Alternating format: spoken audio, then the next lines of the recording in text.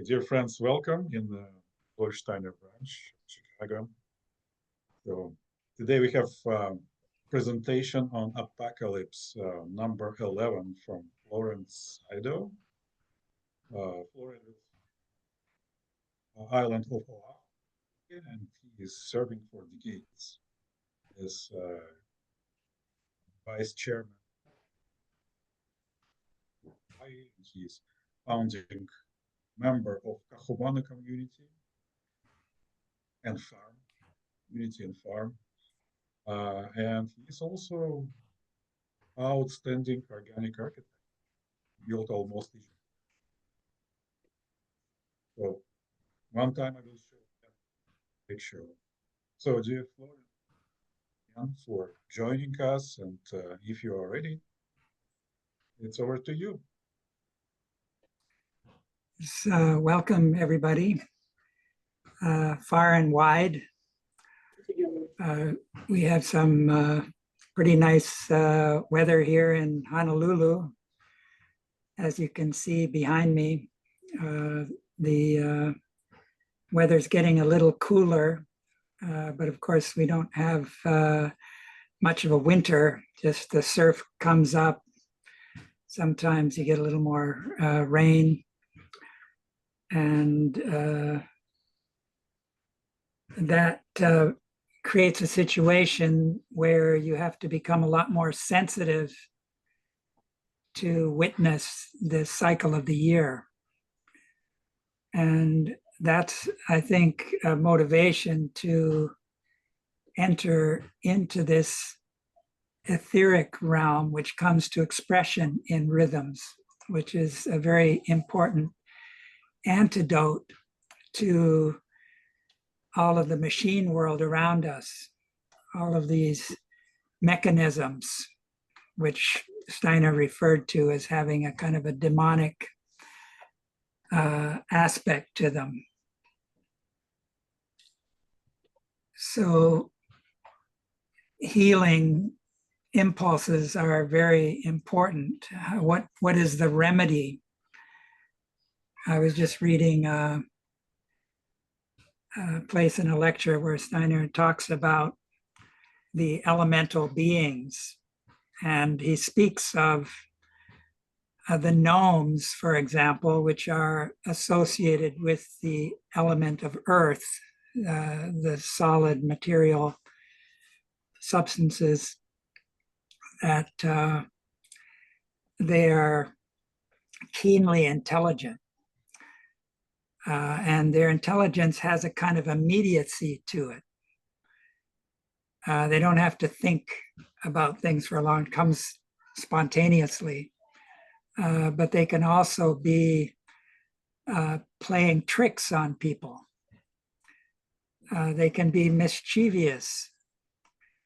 In the old days, the miners who were aware of the gnomes would seek to unite with them on a soul spiritual level, because they could help them to find the veins of gold and silver underground and see things that human beings couldn't see.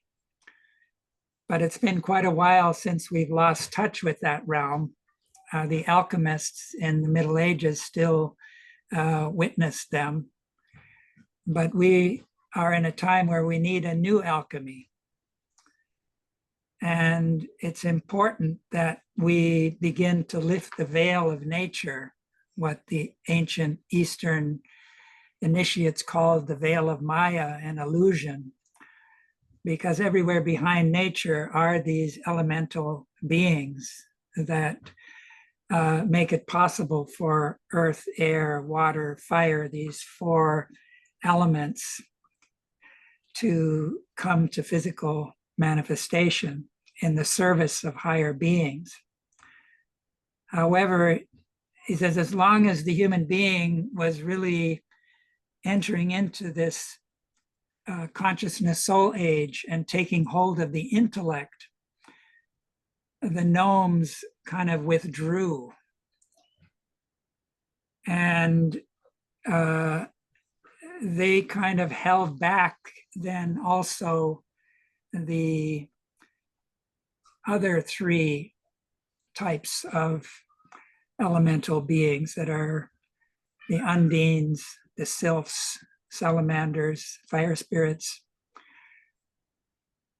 But now that our intellect is weakening, there's a danger Steiner alluded to in this particular lecture,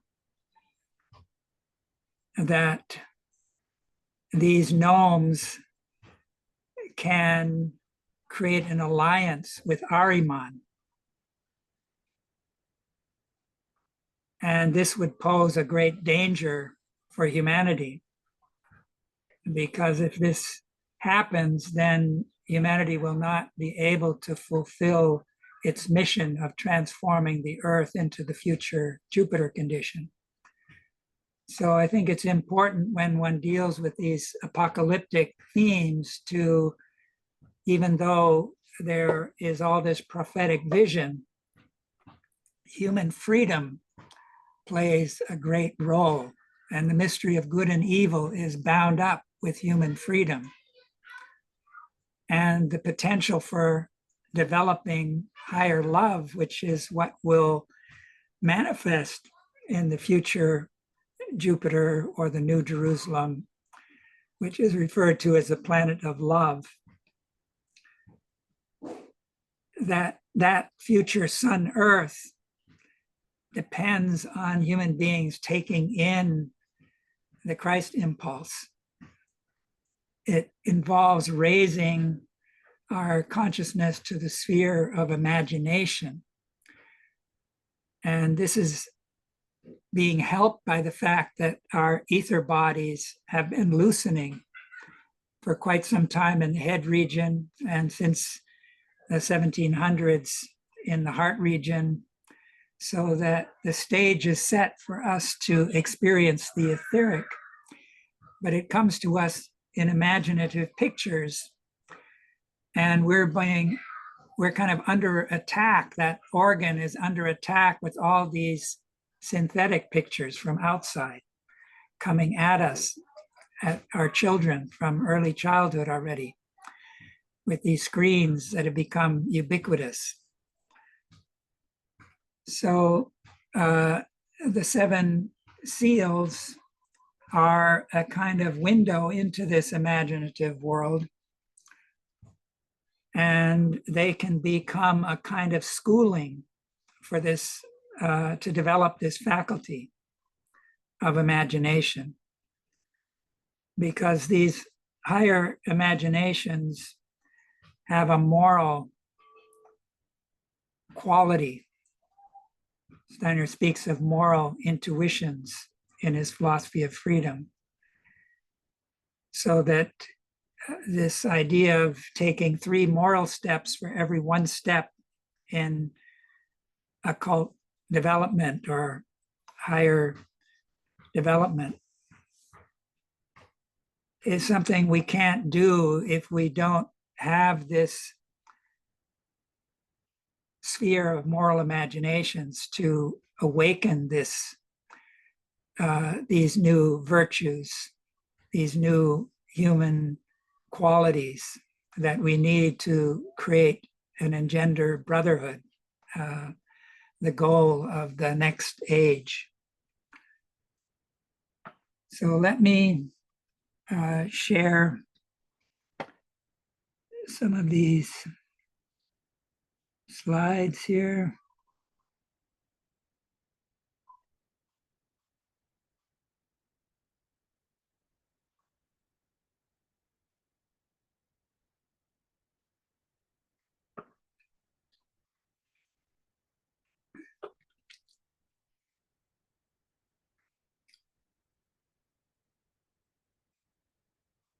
So one of the themes that is very much a prominent feature with regard to the seals is this red and the blue. For example, the 4th seal with the being who has 1 foot on the water and other on the dry land, which are red and blue. It has to do with the inbreathing, the oxygenated blood, and then the outbreathing, often referred to as the blue blood, the carbon-laden blood. And inbreathing has a relationship to incarnating, outbreathing with excarnating. So the birth and the death mysteries, which pertain to the whole earth, are related to that. So when Rudolf Steiner introduced these seals to the public in Munich at that Congress in 1907, he wanted to have these seals hung, and this red and the blue was meant to play a very prominent role because color is related to the world of cosmic feeling.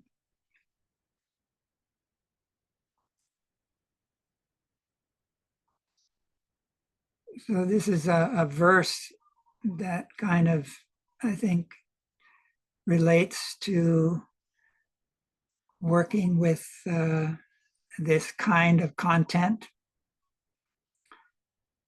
To resolve our past requires knowledge. To forge our future, we need courage.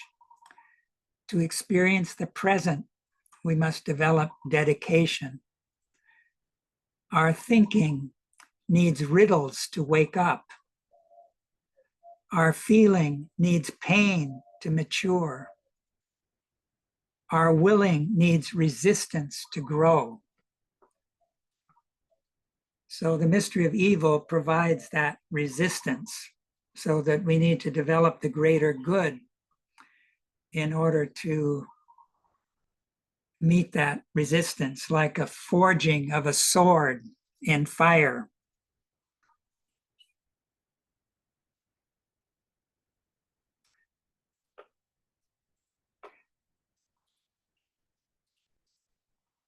This has to do with the steps towards the most important event in the whole of the sevenfold planetary evolution.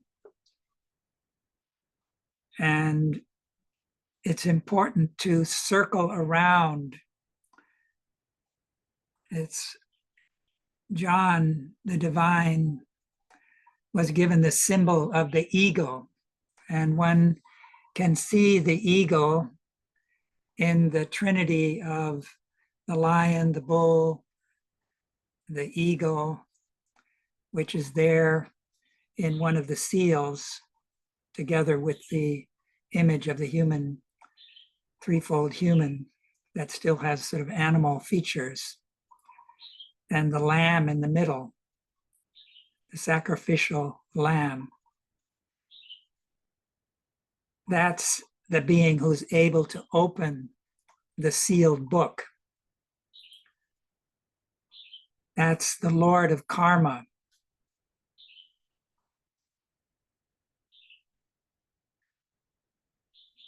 So the Last Supper was a prelude to the Passion. And you have this, just like in the Arthurian circle, you have Guinevere representing the moon and the mysteries of the night. You have Arthur representing the sun and the gold and day mysteries. And then you have the 12 knights. And around them, the greater number of knights who represent the star world, where they represent these 12, the constellations of the zodiac. And in the picture on the left there, you can see the dark figure of Judas.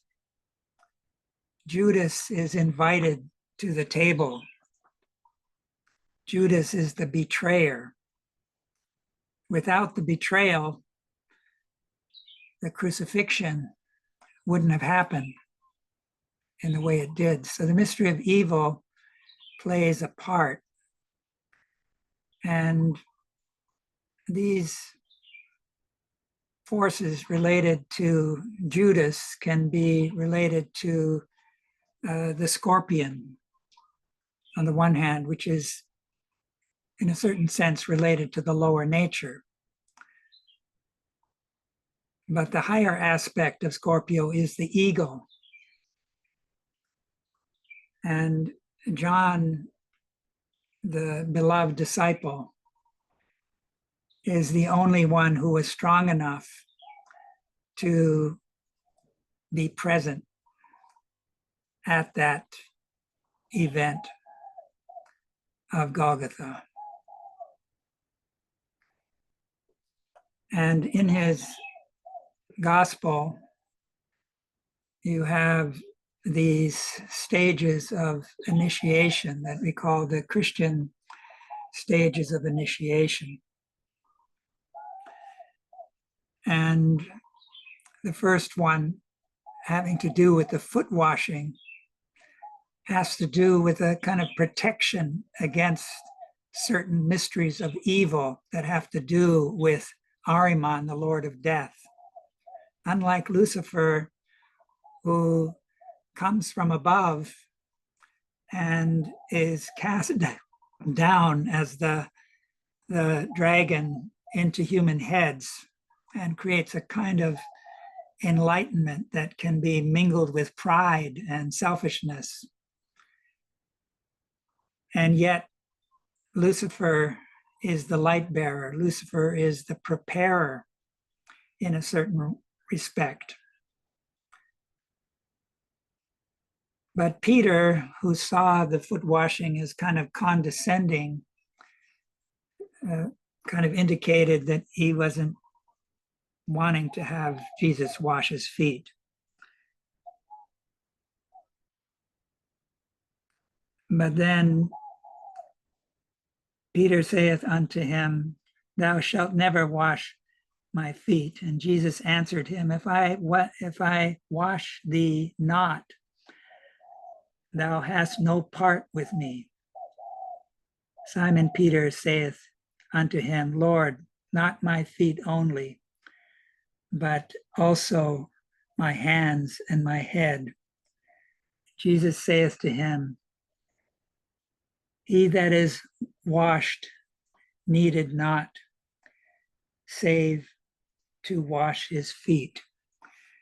So these Ahrimanic forces attack from below. They're very much at home in the interior of the earth. And Steiner showed how these 7 stages of initiation illuminate the 7 first layers of the interior of the earth. So this involves a redemption of the so-called hell regions of the earth. Like Dante was able to weave this into his great threefold drama that was partly inspired by the Knights Templars. And the Grail mysteries feed very much into this as well, where you have the spear, which is usually used in warfare and has to do with the Mars forces. Here you have it being wielded with compassion. And this Longinus, who sees that the high priest has sent out the people who are going to break the bones of the 3 on the cross. And Longinus is kind of defending the body of the Christ, because this was a way of making sure they were dead. And so he's then releasing that blood. And Steiner speaks of how there is an etherization process with that blood that not only flows into the earth, and has a redemptive power there, but is there in the atmosphere of the earth. And it's important to work with the lecture, The Etherization of the Blood, to enter into this very deep and significant mystery for our time.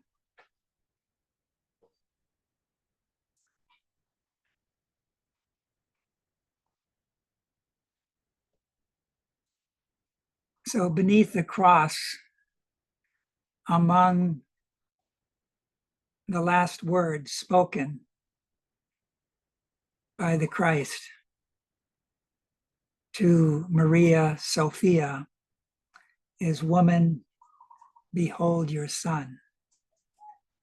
And to Lazarus John, "Behold your mother." So this communion that took place beneath the cross was a second initiation for Lazarus, who was the first to receive the Christian initiation. And in a certain respect, the last of the old initiation, which was renewed. And through this initiation, there was a uniting of Lazarus, who had been Hiram Abiff in a past earthly life and represented the Cain stream, and John the Baptist, who has been beheaded and was overlighting the disciples, whose parents were both of the priestly stream, the shepherd stream. So here you have a healing of the great chasm that had opened up in human evolution between the Cain and the Abel stream. And as I was saying earlier, the 7 stages of Christian initiation involved an illumination of the first 7 layers of the interior of the earth, a redemptive act. At the 8th layer is where the conflict between Cain and Abel is centered. And so through this second initiation of Lazarus John, this communion with the Maria, who not only was overlighted by the Sophia, but had a communion with the Sophia being at the same time that the baptism took place in the Jordan. So the Solomon Mary was in communion with the Nathan Mary. And at that same time that the baptism took place, the Sophia being united with the Maria being. And the Sophia represents the world soul, whose veil is the world of the stars, the Isis Sophia. The veil of the stars needed to be lifted in order to behold the astral world behind it. And she is the archetype of spirit self. So when one attains spirit self, this communion with the Sophia can take place. That's the goal of the whole earth evolution, is for the ego to transform the astral body into spirit self. And the first step in that direction will be the 6th age, which is being prepared by Lazarus John. And it will be called the Sophian age. So unlike the present age, where individuation, the consolidation of the ego, there it will be brotherhood, Philadelphia. But that will only be a small portion of humanity scattered across the earth. And the Slavic and Russian people have a special role to play in preparing that. So when the mystery of Golgotha took place, there was a tearing of the veil of the temple. The veil had 4 colors representing the 4 elements. And formerly, only the high priest would raise himself on those steps and enter that sacred space. So the mysteries of the Holy and Holies, Holy of Holies, were opened up at that time. And there's reason to believe that the secret of that Holy of Holies is the same secret that's embodied in the New Jerusalem, the Golden City. That Holy of Holies was in the shape of a cube, just like the measurements of the New Jerusalem are a cube. And we know that salt forms a cubical crystal, and that in the alchemical trinity of sulfur, mercury, salt, sulfur is related to the will and the metabolic limb. The rhythmic system is related to this mercurial middle, where the healing forces are especially at home, and is the bridge then to thinking, which is epitomized in salt in the old alchemical trinity. So that on the Sermon of the Mount, Christ proclaimed, "Ye are the salt of the earth." So human beings are meant to waken this intelligence, but to raise it to a spiritual level, raise it to the sun realm of Michael, Christ. That sacred space in the Solomon's temple, it was all in gold. There were no windows. It was hidden in the darkness. But now, when the veil was rent, light was able to shine in and illuminate that darkness. And that's where the Ark of the Covenant was kept, with the cherubim hovering over it, whose wings spanned the entire space. That's where the Hebrews, after the time of Moses, were able to communicate with Yahweh, whose countenance at that time was Michael as a night spirit. And Elijah, who was closely aligned to Yahweh and Michael, reappeared as John the Baptist. There's, of course, deeper mysteries there. Elijah was really a Michaelic, archangelic presence, but Naboth was the soul and the human being who anchored it.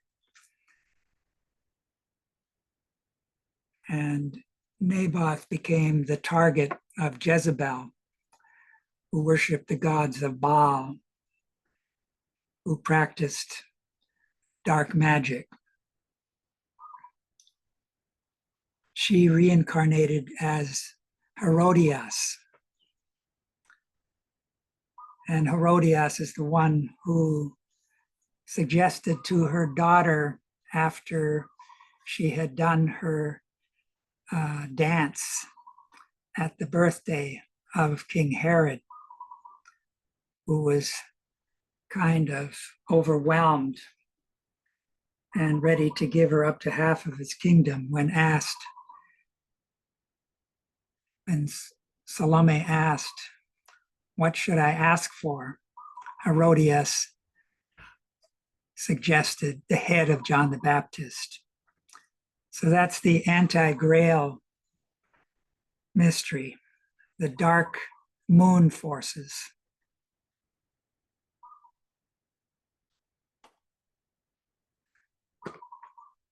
So the Christ being, through this mystery of Golgotha descends into the interior of the earth. And those 7 stages of Christian initiation that he archetypally embodied in his own path of sorrows, in this passion that mainly the women were able to follow him. Any of the disciples were hiding at the time.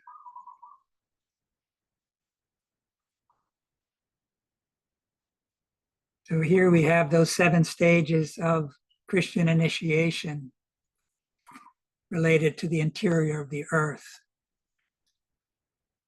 And in the Lemurian time, the fire earth, which is the 6th layer, was nearer the surface, and the surface crust was not hardened because the mineral kingdom only really came to play in the Atlantean period. And human passions and desires are closely connected with that 6th layer of the earth.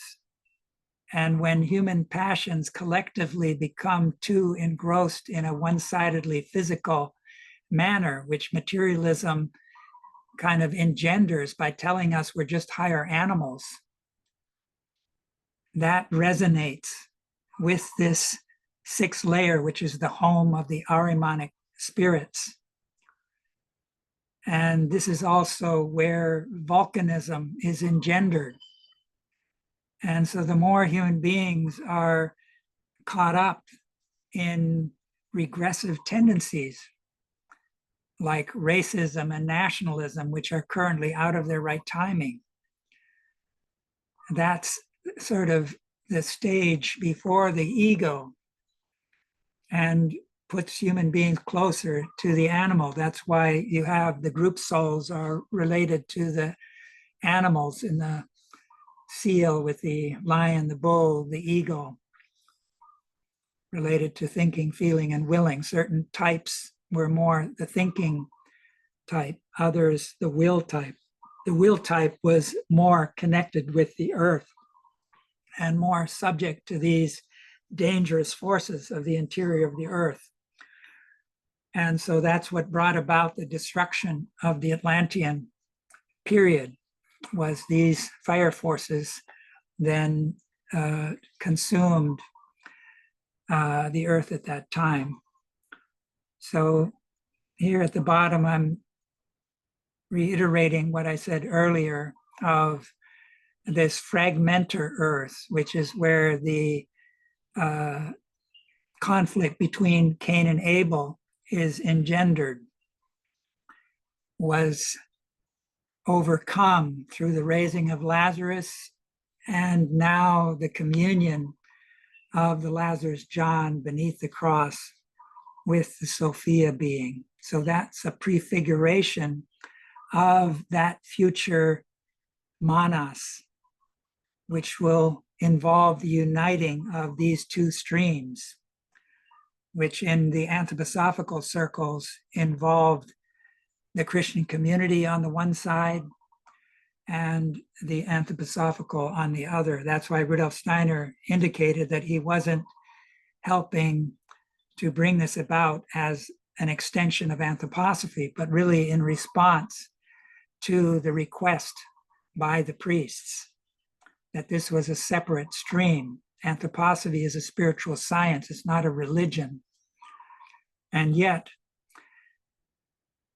a communion of these 2 streams is being prepared through anthroposophy, which has the task of preparing the 6th age of brotherhood, where the leading initiates will be this Lazarus John, these 2 beings who were united in that raising of Lazarus. So the Christ was then able to cross that 8th layer and establish his kind of anchoring at the center of the earth. But we need to remember that these are the hell regions of the earth. So there's a battle there at the center of the earth. And I've in other places sought to awaken people to the fact that this is the same battle on a macrocosmic level that is there in the pineal gland within the human head. So when, especially in this consciousness soul period where the ego is being consolidated, there's a danger that we harden this ego, which is really the gift of Lucifer. It's the stone that fell out of Lucifer's crown and that needs to be hollowed out, needs to be carved out like the grail vessel through compassion, through empathy, through bearing the suffering of others as our own.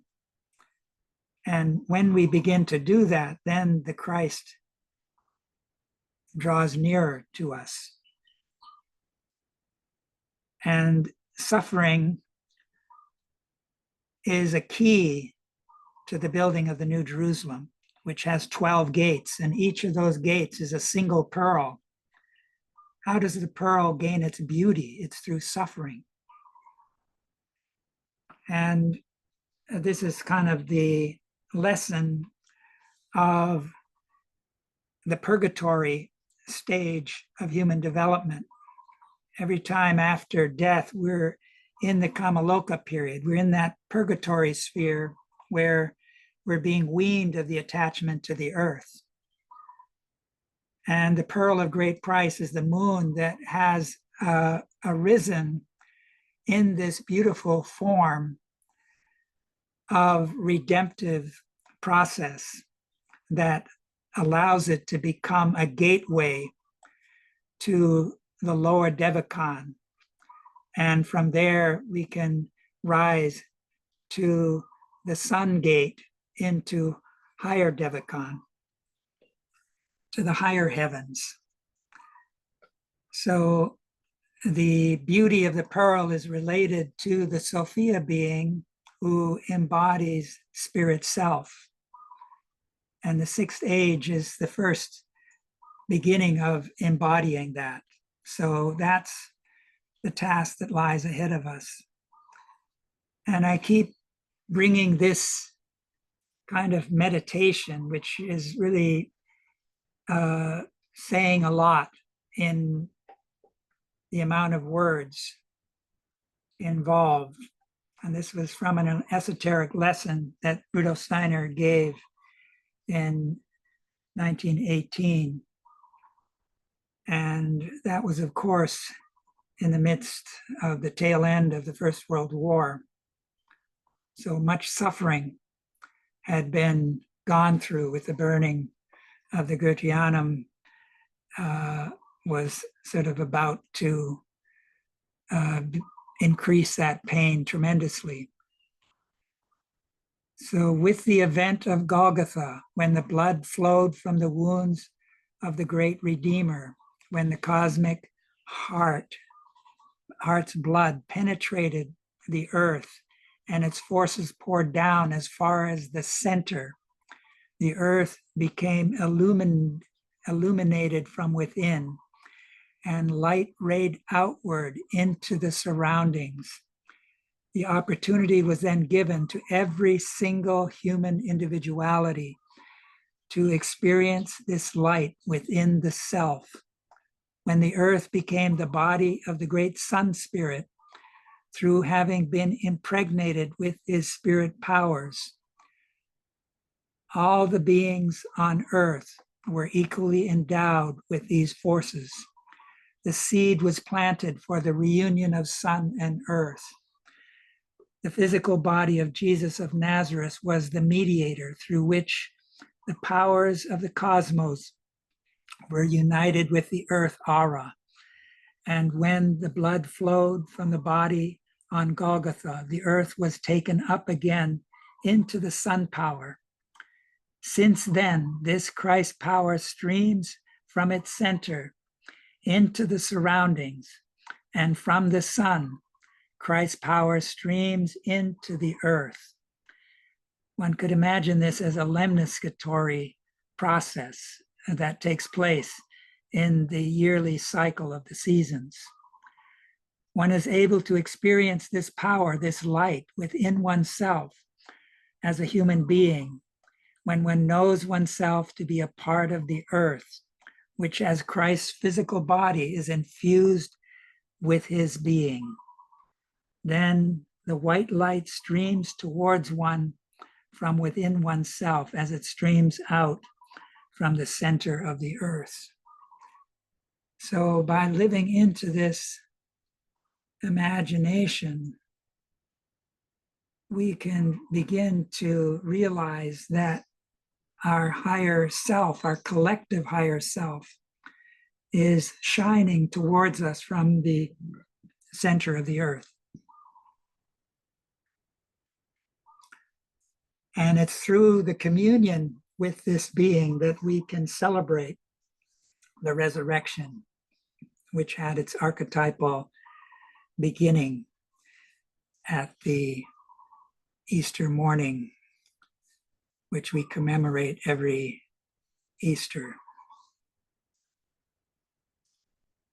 And again, it's the women who play an important role there, because this is a birth out of death, in Christo morimur.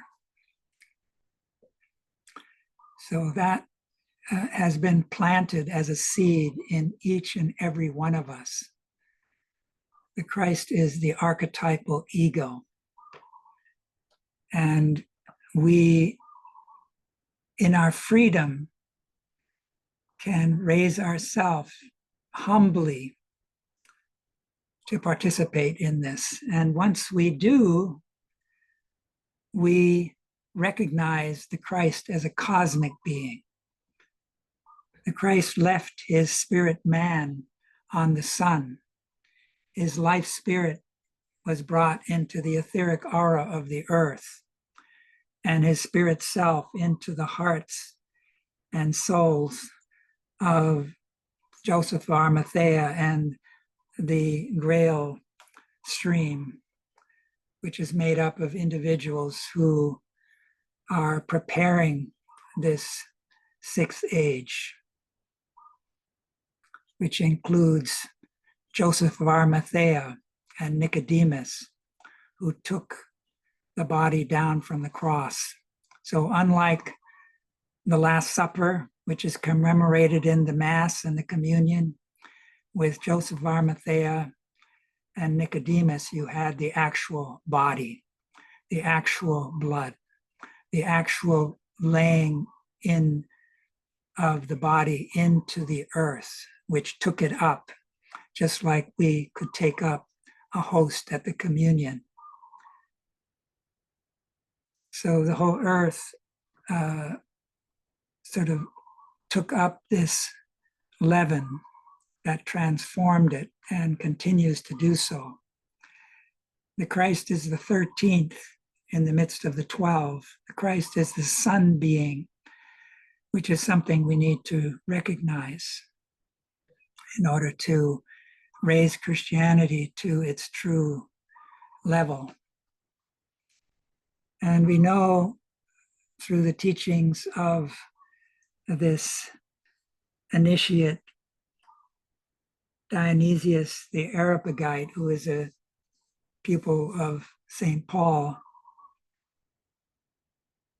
who helped to bring together a deeper understanding of the ninefold hierarchies and how the first hierarchy mediates the impulse of the Father God.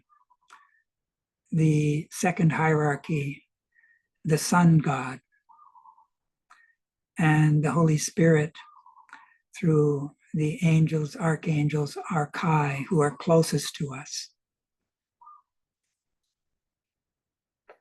And these are, you could say, our higher self, which is threefold and related to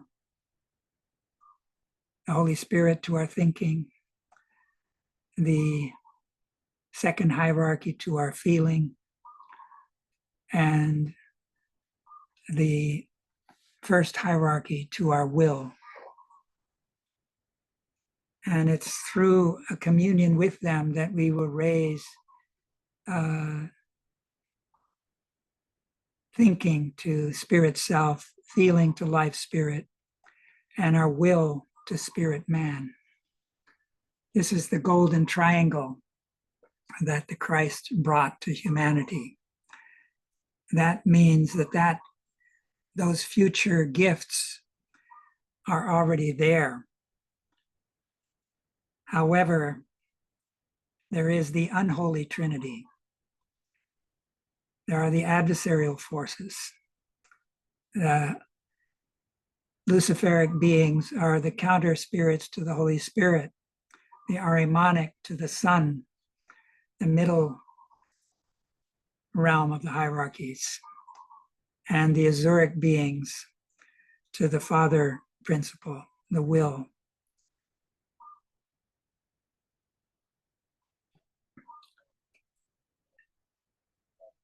So in another esoteric lecture, Rudolf Steiner provides some insights, and he brings this into connection with the three gifts that the kings lay before the Jesus being. And he says there that in order to prepare for the three future stages, the mystery of Golgotha took place in the Greco-Latin. That was from 747 to 1413. And that's when the mystery of Golgotha took place. But in order to prepare the sixth age, which is called Sardis in the seven letters, the fifth age, and the sixth age, which is called Philadelphia, which is the Aquarian age of the future, and Laodicea, the seventh age, there needed to be representatives of the first three stages of our post-Atlantean epoch, who then needed to be raised from the dead by the Christ Jesus in order to prepare them to take on the task of helping to unfold the Christ impulse in these three future stages. So the one who represented the Egypto-Chaldean age was the youth of 9, who had previously, in legendary form, been the youth of Zeus, who Schiller wrote about in one of his dramas, who lifted the veil of Isis and was struck dead. And later then appeared as Mani, and beyond that as Parsival. This is the leading initiate of our fifth epoch. And this is also the leading initiate when it comes to the transformation of evil.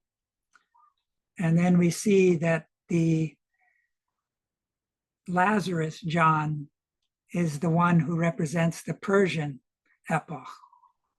He has a kind of twin. That was the age of the twins, which was Zarathustra. But Zarathustra had appeared as the Solomon Jesus. So his twin, Lazarus John, will have this task of preparing the sixth age. Lazarus John reappeared as Christian Rosenkreuz, as Le Count de Saint Germain. And of course, there's the mystery of the two Johns connected there. So we have John the Baptist as well, who reappeared as the Raphael the painter, and later Novalis the sage in the German Romantic movement, which also flowed into anthroposophy. And then you have the representative of the ancient Indian epoch as the daughter of Jairus, who will play a leading role in that seventh age. So here we have the raising of the youth of 9, the metamorphosis of the Egyptian mysteries. So Rudolf Steiner speaks of how that group that was accompanying the mother of this youth who had died represented the mother Isis and the sons of the widow, the Egyptian initiates, whose mysteries had darkened and Osiris had been killed. So now there's a need to renew those mysteries. And this is really what's taking place through this raising of the youth of 9.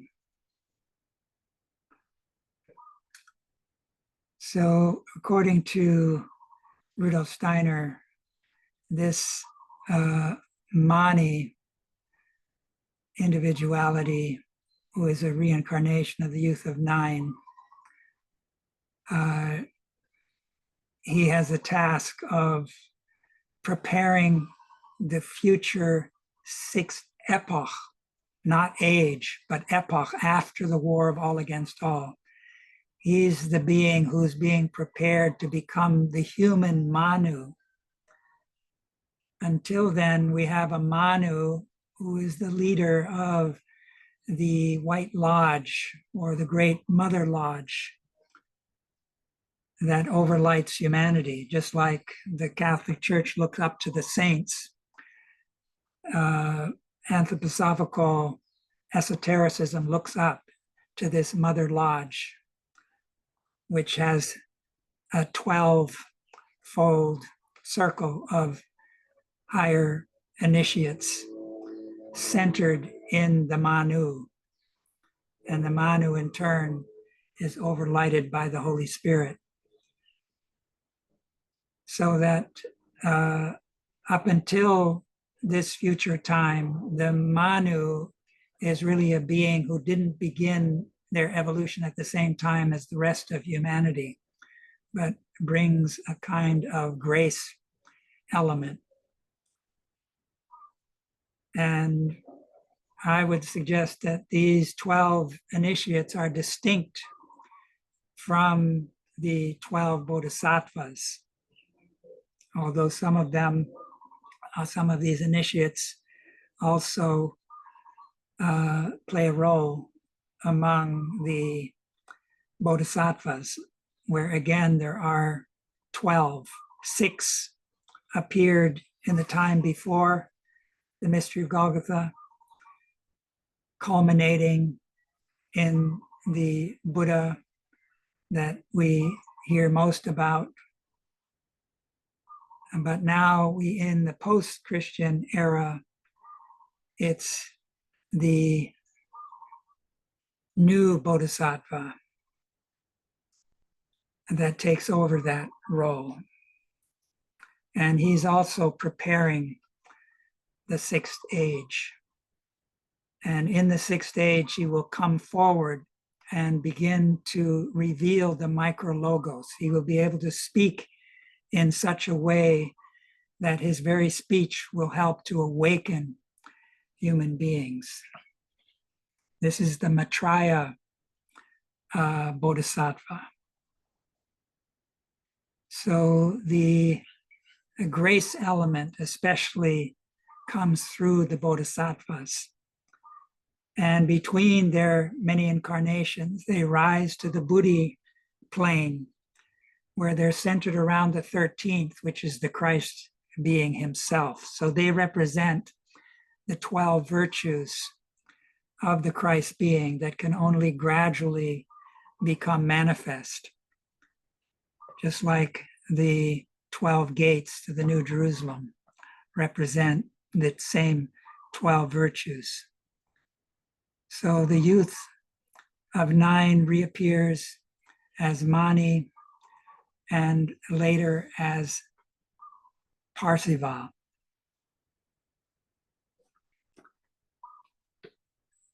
So here we have a kind of preparing the new mysteries, having to do this. Obviously, this slide got a little distorted here. But the inspirers of Rosicrucianism are Mani on the one hand, the Buddha, and Zarathustra. Scythianus, Gautama Buddha, Zarathustra, and Steiner speaks of a special council and meeting that was a preparation for Rosicrucianism, where Mani presided, and his stature was above that of Zarathustra, which speaks of his future task as the new Manu. So Rosicrucianism embodies the working of these four individuals and the streams that they represent. So the higher stages of Rosicrucian initiation, one of which is reflected in the chemical wedding, was presided over by Mani and involves the deeper secrets of the mystery of evil, that Mani has a special task to prepare. This is again from another esoteric lecture where Steiner speaks of the initiation of Parsival by Titurel, and how you have then to begin with this experience where he witnesses this great tree, and on it are this white blossoms that sort of represents the lily. So that's sort of the first stage of the purifying the soul. It's a little like the Essenes who were able to push the evil out of their gates. But all the more did that evil attack the people outside their gates. And so Parsival was then able to notice that there was a certain stench around that lily representing what had been pushed out and purified. And he's then told, he heard a voice of Blanchefleur and beheld him, and behind him say, "You are that," which means he is this lily tree. But then he's given a new vision. The old vision darkens and a new vision appears. And he then witnesses a cross with 7 roses. And he then hears the voice of Fleur, whose symbol was a red rose behind him, that you should become, or you should become that.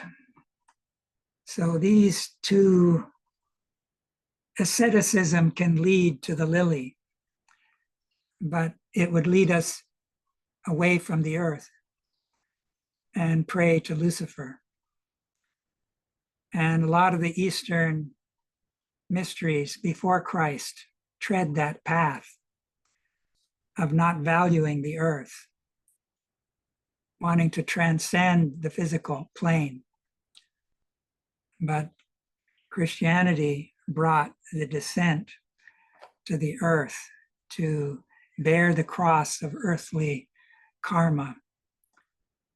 And without that, the ego, the higher ego represented by the roses around the cross, and the mystery of love could not have come about.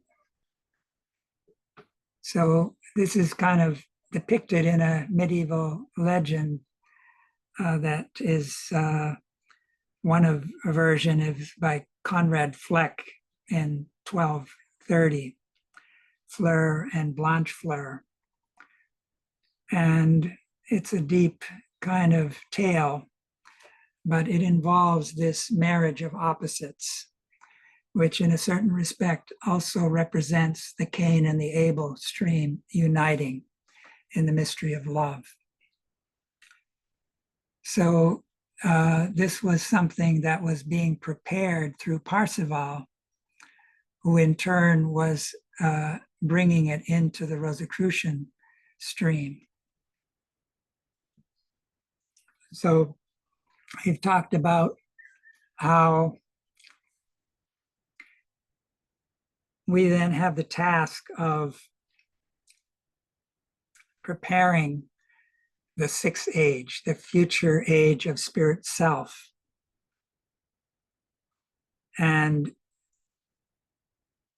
we have various forces that are seeking to prevent this from happening, one of which is the intervention of the sun demon Zorat, which follows a cycle of 666 years, which I'm not going to spend a lot of time with. We've gone over it in other presentations, but the second after the first was in Gundi Shapur, and it flowed very much into the Arab stream, which helped to engender a materialistic science.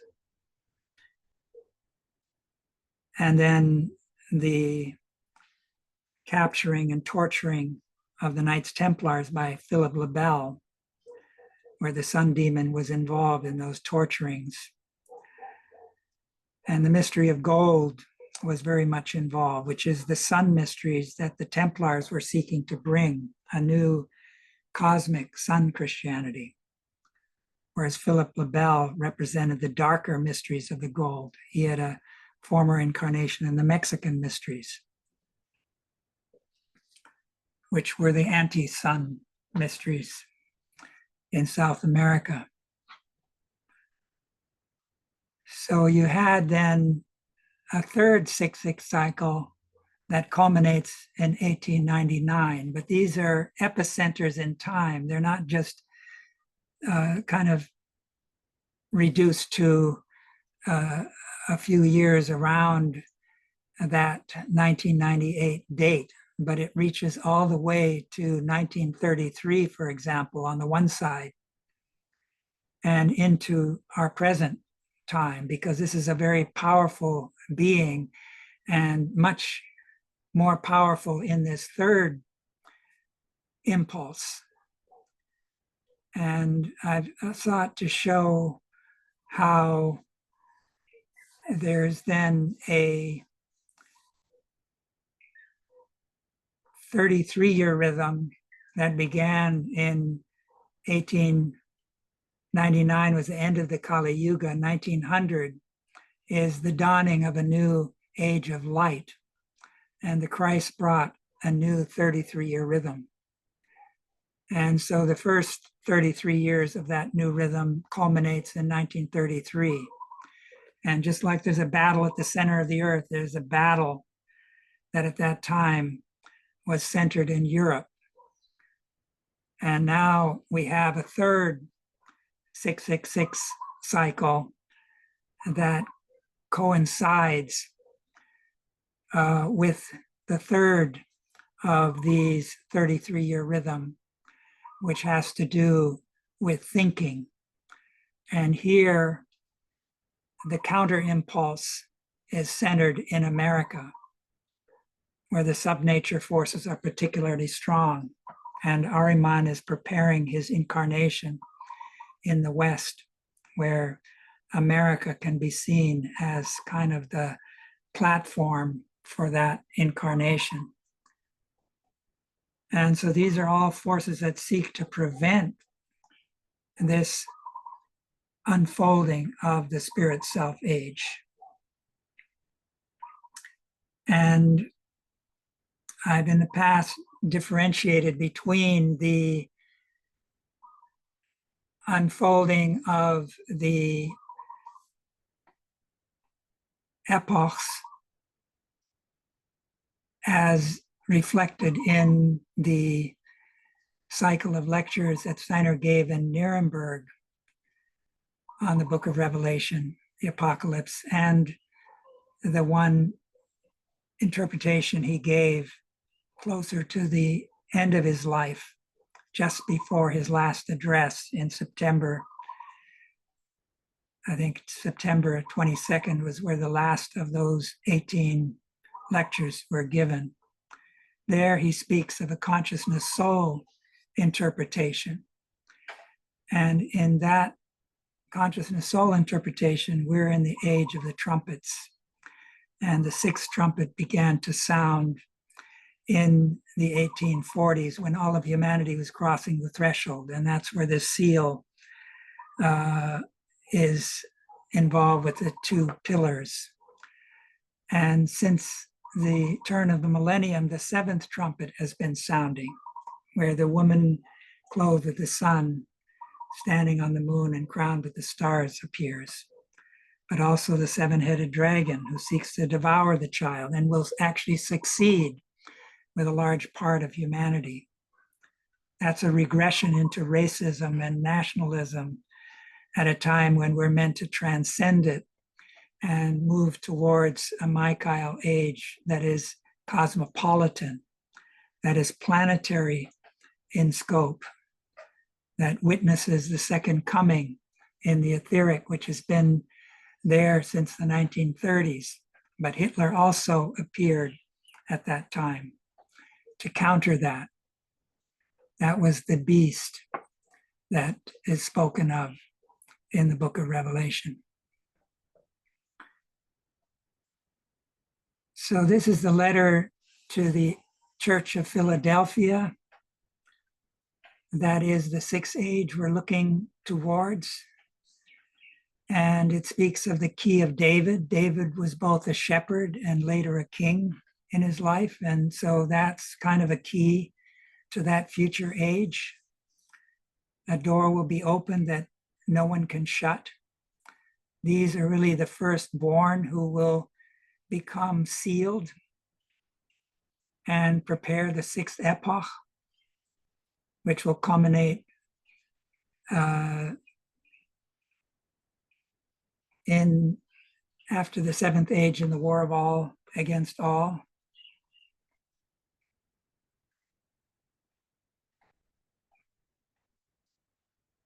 So at the time, this is related to this Philadelphia age that we're supposed to be preparing that will run from 3573 to 5733.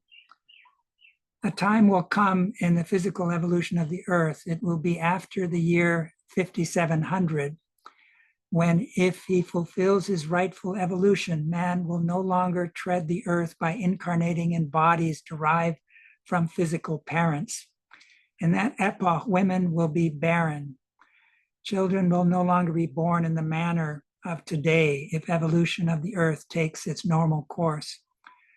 There must be no misunderstanding about such a fact as this. Something else, for example, might come about.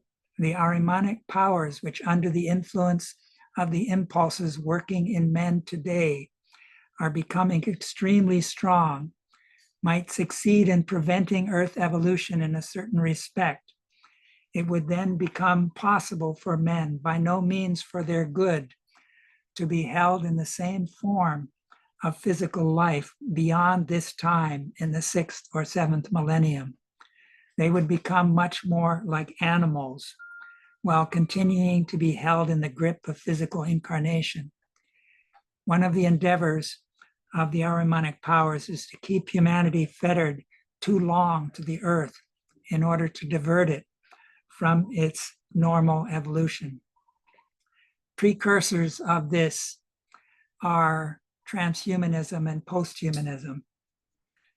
However, if men really take hold of the best possibilities for their evolution, then in the sixth millennium, they will enter for a further 2,500 years into a connection with the earth world of such a kind that they will, it is true, still have a relationship with the earth, but a relationship no longer coming to expression in the birth of physical children. In order to make this picture graphic, I will put it like this.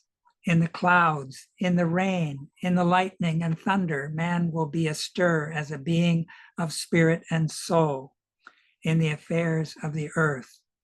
He will pulsate, as it were, through the manifestations of nature.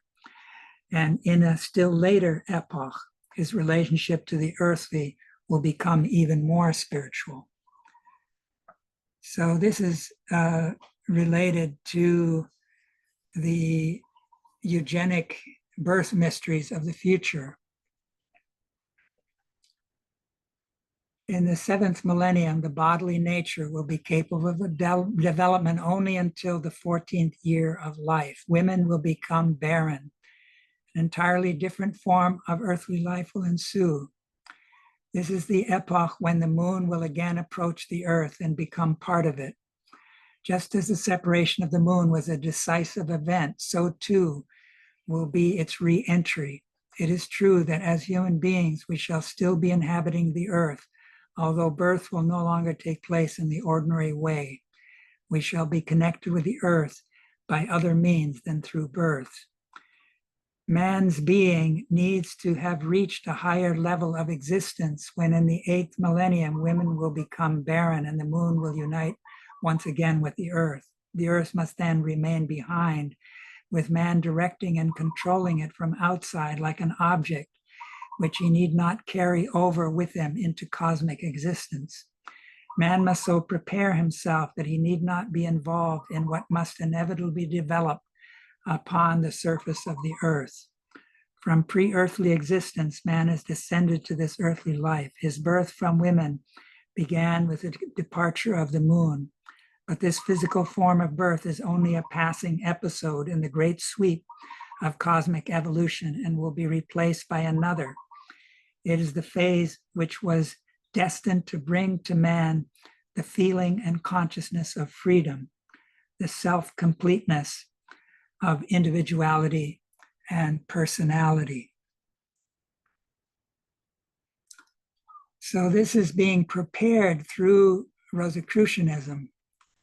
Christian Rosenkreuz, in his incarnation in the 18th century as guardian of the innermost secrets of the molten sea and the golden triangle, the secret may not yet be revealed.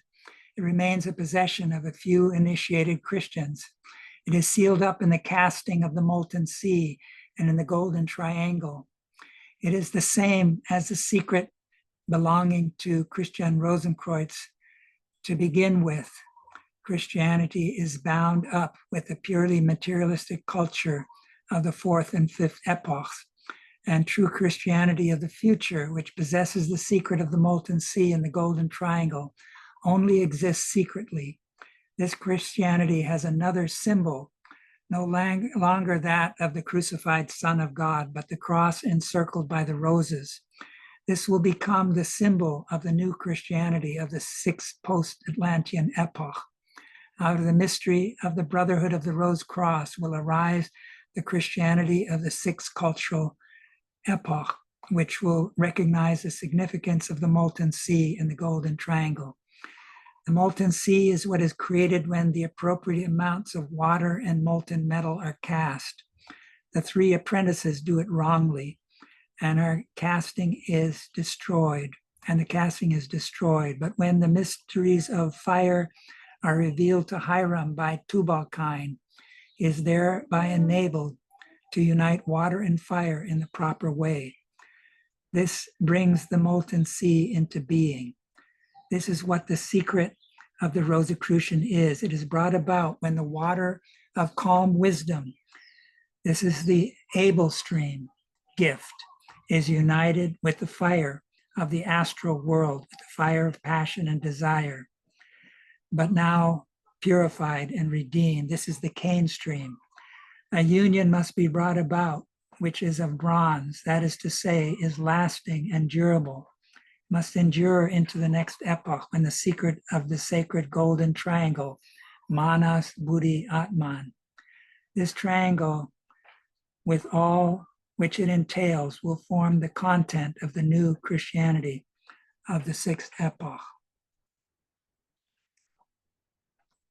So in order to undergo this transition that will take place towards the end of that sixth age, where human beings will no longer be born on the physical plane, is kind of characterized here. A time will come in the physical evolution of Earth, it will be after the year 5700, when, if he fulfills his rightful evolution, will no longer tread the earth by incarnating bodies derived from physical parents.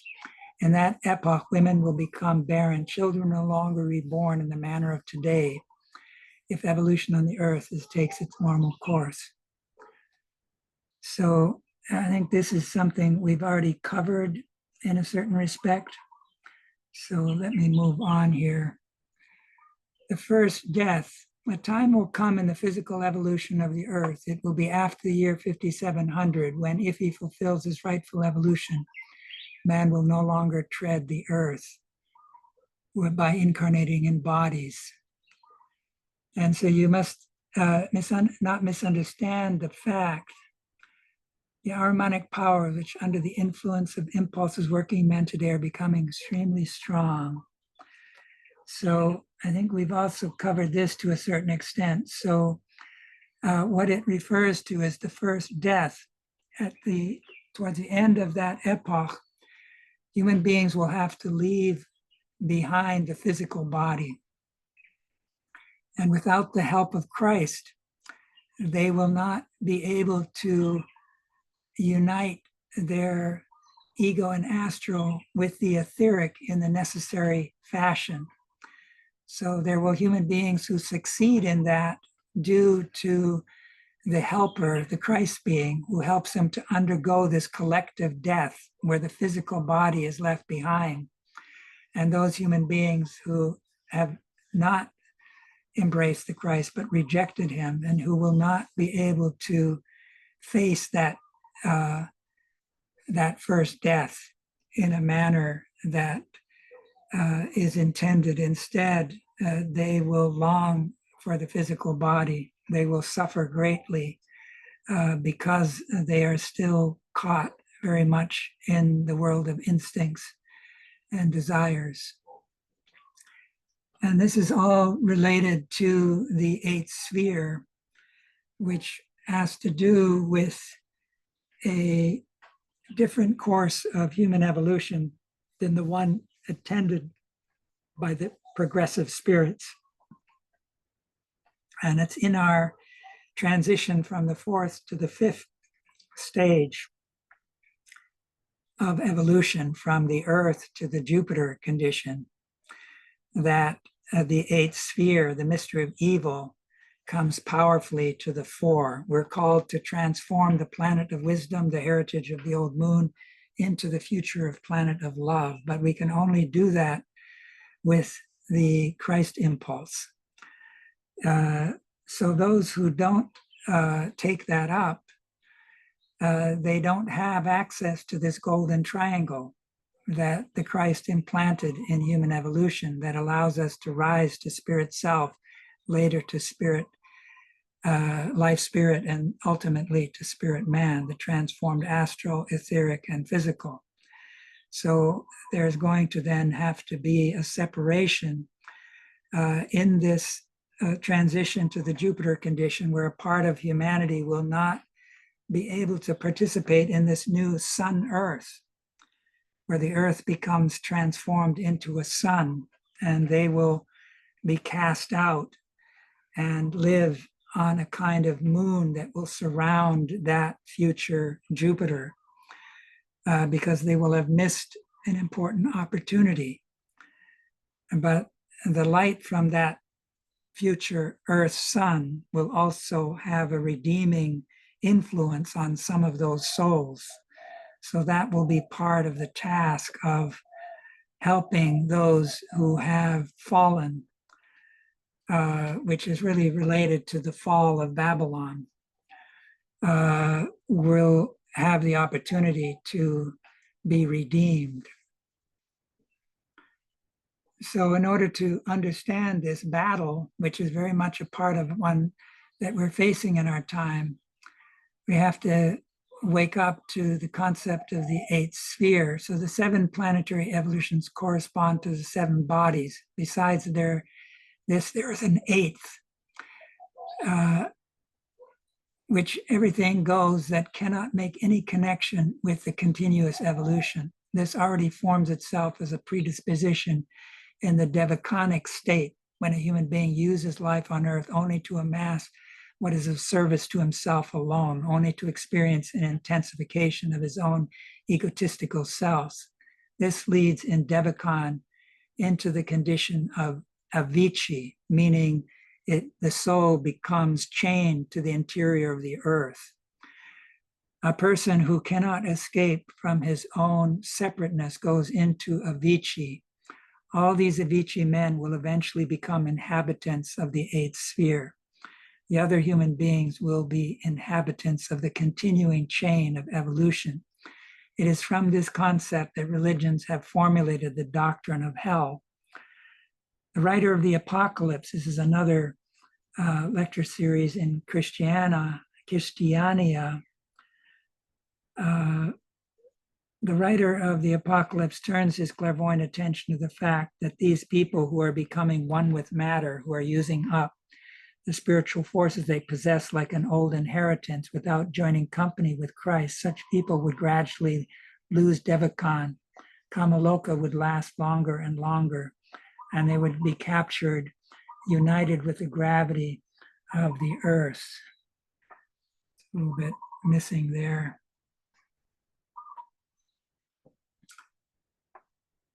So this very much plays a role in our time. The protection that the progressive gods have placed in the cosmos to prevent us from being overwhelmed by the 8th sphere was brought about through the extrusion of the moon during the ancient Lemurian period, which is embodying the hardest substances within the earth. So it represents a kind of bulwark against the 8th sphere, a kind of protection against the 8th sphere, which is there. The moon is representing everything within the orbit of the moon. So it includes the earth and the interior of the earth. The 8th sphere reaches into the interior of the earth.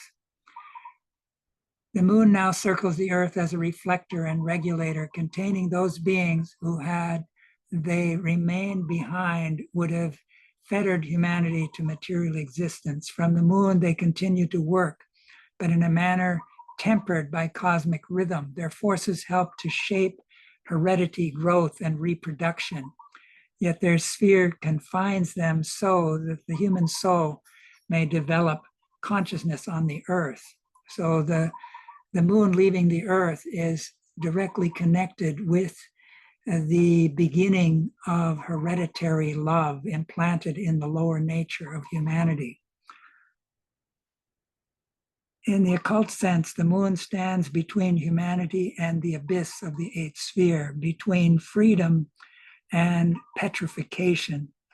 When the moon separated from the earth, certain spirits, beings withdrew with it. Had they remained bound to the earth, humanity would have been seized by the forces of the 8th sphere, a sphere that draws spiritual substance down into premature materialization. Through the moon's withdrawal, the earth was preserved from being absorbed by these hardening, retarding powers. The moon thus became a guardian body, holding back Ahrimanic forces and enabling the human eye to evolve in freedom. In Steiner's picture of the moon, acts as a cosmic firewall, reflecting forces that would imprison thought in dead mechanism. Today, digital infrastructure, satellite grids, cloud networks, global data orbits mirror the moon's reflective function, yet risk becoming its inversion. A new synthesis of the 8th sphere where consciousness externalizes as code. The challenge is to cultivate an inner moonlight of consciousness, a reflective moral intelligence capable of transforming technological light into wisdom rather than entrapment. As Steiner wrote, the task remains to spiritualize the intellect before it hardens into mechanism. So this is just drawing some ideas from the lecture series, The Occult Movement in the 19th Century, where Steiner speaks, especially in lecture 4 and 5, of these influences of the eighth sphere. Steiner's prophetic vision. In the seventh millennium, human bodies will mature only to the 14th year. Women will cease to be fertile. An entirely different earthly existence will arise. That will be time when the moon will again approach the earth. Humanity must begin to attend to extraterrestrial events to recognize the moon's re-entry will transform earthly life. Meanwhile, our intellect is becoming more and more shadowy, capable of understanding only the mineral world. Since the last third of the 19th century, beings from beyond the earth have begun to descend, Vulcan, Venus, and Mercury beings, bringing impulses of spiritual science. But if humanity resists, the events will fall into chaos and the moon reunites with it. Then from the earth will spring forth a terrible, horrible brood, mineral plant-like spider beings possessing tremendous intellect. All the unreal thoughts people now think will be endowed with being and life. Steiner's image of the earth ensnared by a web of living intellect finds uncanny echoes today. The World Wide Web is itself a planetary net of thought. Its search engines, even called spiders and crawlers. Artificial intelligence and data networks externalize our shadowy intellect, giving independent life to human thinking. Biocomputing and organoid intelligence suggest matter infused with cognition, a mineral plant form of awareness. As Steiner warned, humanity must choose to enliven the intellect through spiritual insight or become interwoven into the mechanical web of our own creation. The acceptance or rejection of spiritual science, knowledge, is a serious matter facing mankind. It affects the whole configuration of the cosmos. So quantum physics and the threshold of the eighth sphere, in his 3-volume series From Silicon Valley to Jundi Shapur, I think it's the other way around, from Jundi Shapur to Silicon Valley, Paul Emberson proposes that the subatomic domain revealed by quantum physics is not merely a natural realm of particles, but a threshold where the forces of the eighth sphere begin to manifest. The quantum world is not beneath matter, but behind it, a spectral counterspace where spiritual substance is being drawn into a luciferic Ahrimanic reflection of creation.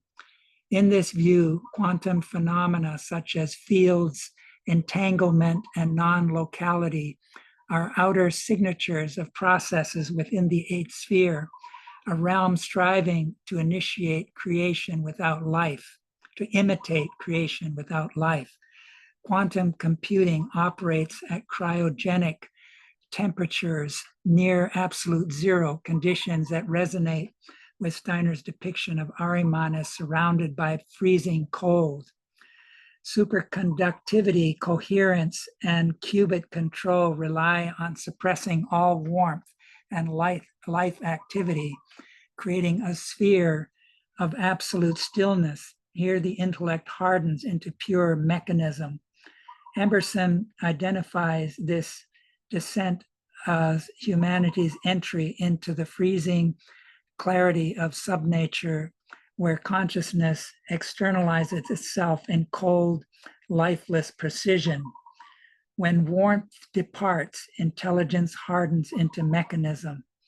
Quote from Rudolf Steiner. Rudolf, Steiner taught that subnatural forces must be met with supernatural awareness.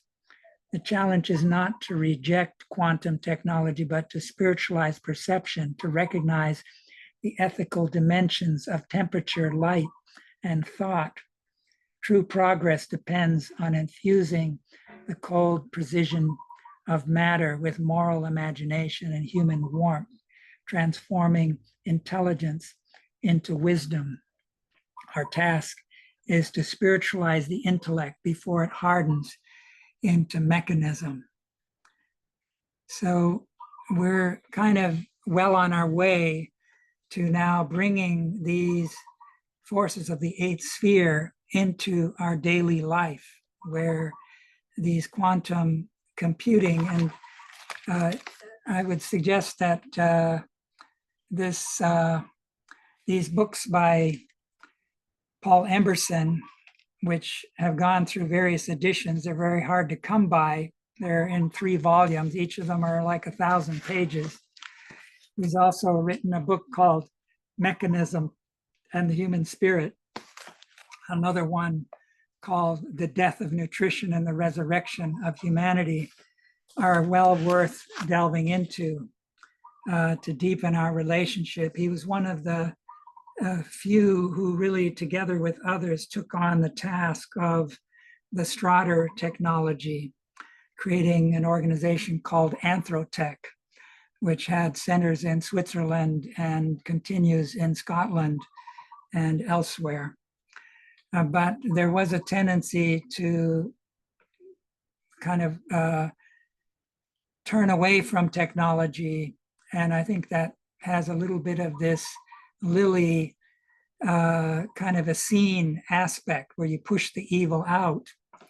And I think this played a role in their not succeeding with their efforts at Strader technology, because we need to take up the Rose Cross impulse.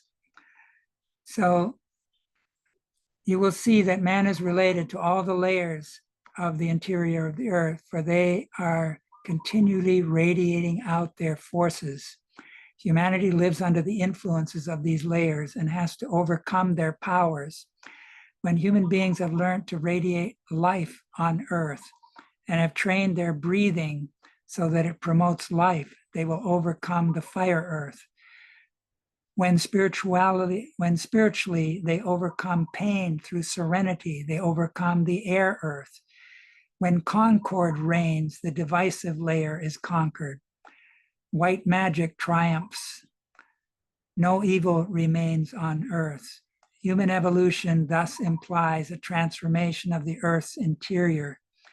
In the beginning, the nature of the earth's body was such as to hold subsequent developments in check. In the end, when human powers have transformed the earth, it will be a spiritualized earth. In this way, man imparts his own being to the earth. But of course, certain forces that remain behind will be cast out. In a sort of a valuable compendium that you can find in a book called The Birth of a New Agriculture. This was given by Aldebert Graf von Kaiserling, one of the sons of Count and Countess Kaiserling, where the agricultural course took place. In that book, there's sort of the 28th esoteric conversation that Steiner had with the Countess Kaiserling, who was clairvoyant. This is one of the exchanges. She would do her own research and then have certain questions for Steiner. So this took place after the agricultural course. Quote, golden inner kernel in the center of the earth.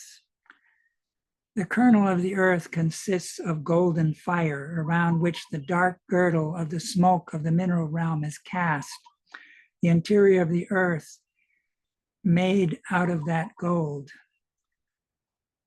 which comes from the hollow cavity in the sun and which is destined to return there. Question to Rudolf Steiner.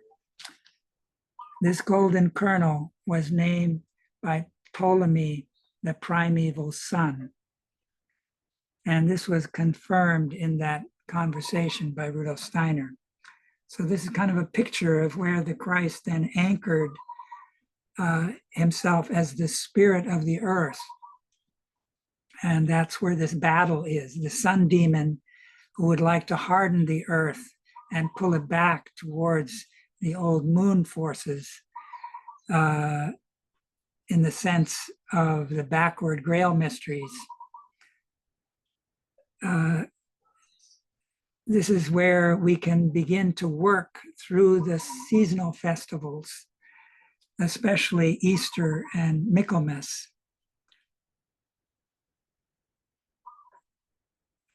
So the human double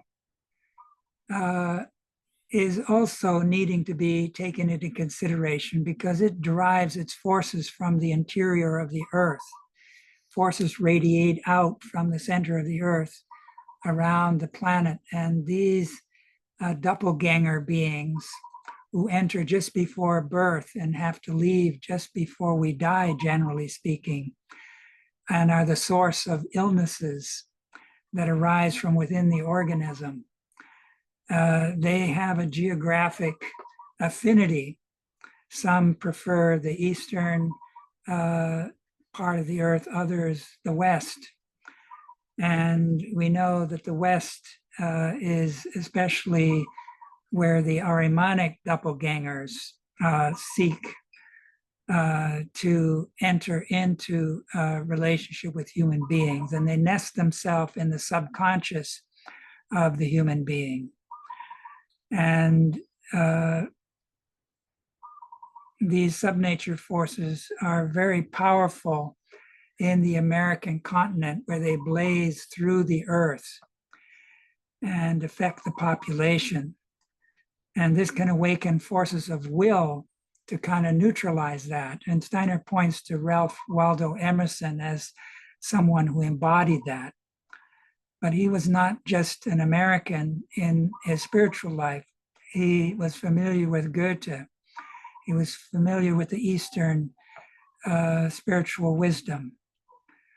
So we need to study the etheric geography of the earth in order to understand the power that Ahriman will especially work with in the Americas, where the north-south mountain ranges are.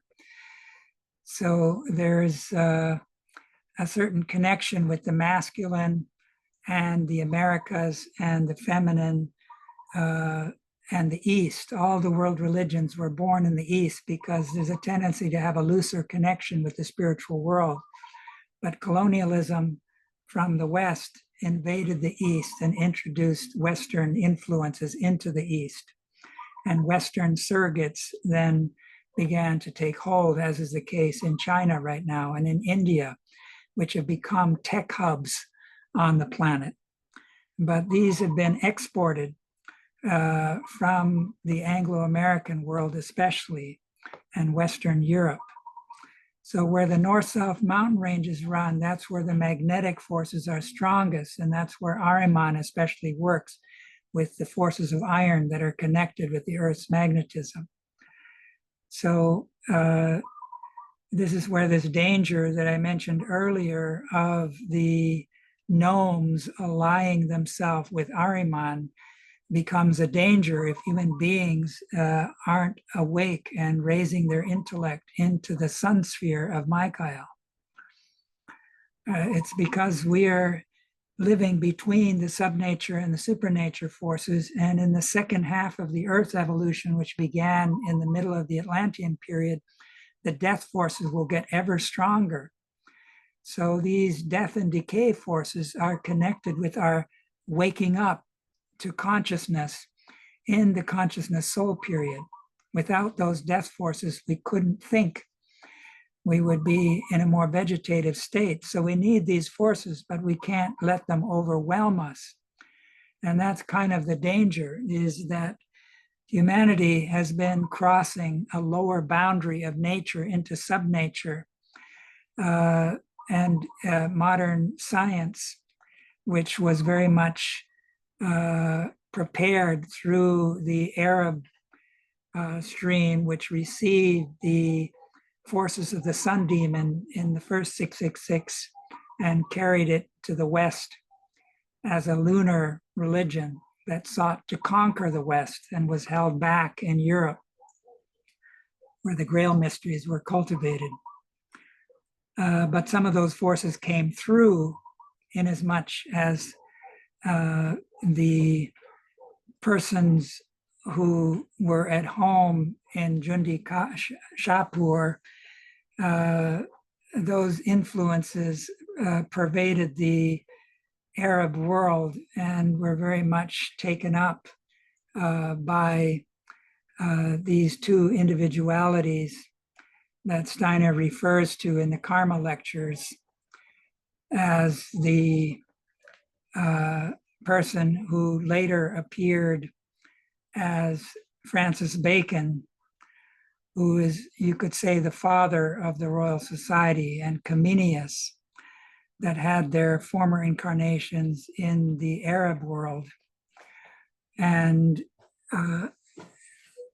these forces are such that humanity is in danger of these subnature forces pulling us into the eighth sphere. We have a caricature of Christianity, which is one of the ways that Ahriman prepares his incarnation. And the nuclear forces can be seen as one of the tip of the iceberg of what Steiner called the third force associated with the Azuric beings. The Luciferic beings began to attack humans' astral body in the Lemurian period, which was a recapitulation of the old moon period. Ahriman in the period referred to as the Hyperborean, that's a recapitulation of the old sun, where Ahriman forces remain behind. There you have magnetism and the attack on the etheric body. And that took place in the Atlantean time, especially. And the good gods, the progressive gods, brought illness in to counter the Luciferic attack on the astral body. They brought karma in as a counter impulse to the influence of Ahriman, to where over incarnations we can redeem the influence of Ahriman. But now we're a period where the Azuric beings, who are the counter forces to the Father God, who work more powerfully and deeper, connected to the human will forces, begin to make their appearance. And they attack the ego itself. And Rudolf Steiner describes how they work, especially through sexuality, not just individual sexuality, but group sexuality, and sort of the beginnings of black magic all often begin there with sadomasochistic kinds of developments, and that they attack the ego and they tear parts of the ego out, and that their influence is unredeemable. So they pose a danger that is now coming into the foreground, and they spread from America outward, in my view. So this is kind of the picture of the five-pointed star either turning upward towards the New Jerusalem. You can imagine the human being standing in that star, or the upside down pointed star, where the two upper points become the horns of the beast that sends out his black magical influences.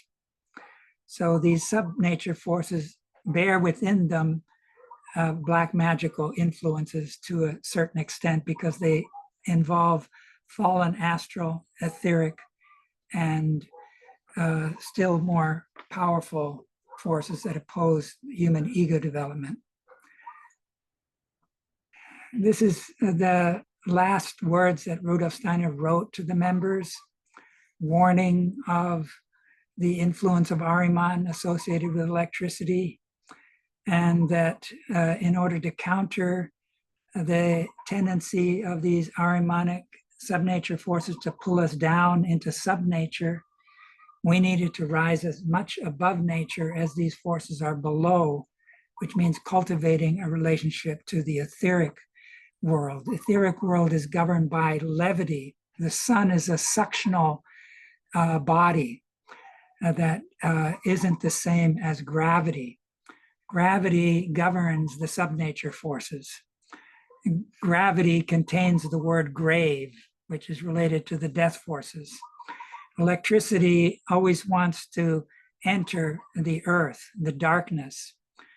And in the modern scientific worldview, they defame light by suggesting it's there in the electromagnetic spectrum. But that is the torturing of light. That is the fallen light. And so modern science is a danger to our future without spiritual science as a counterbalancing influence. One of the more important lectures that Steiner gave is the etherization of the blood. And it's one of the places where he first really spoke about this subnature, supernature relationship of the subtle bodies to the subnature forces.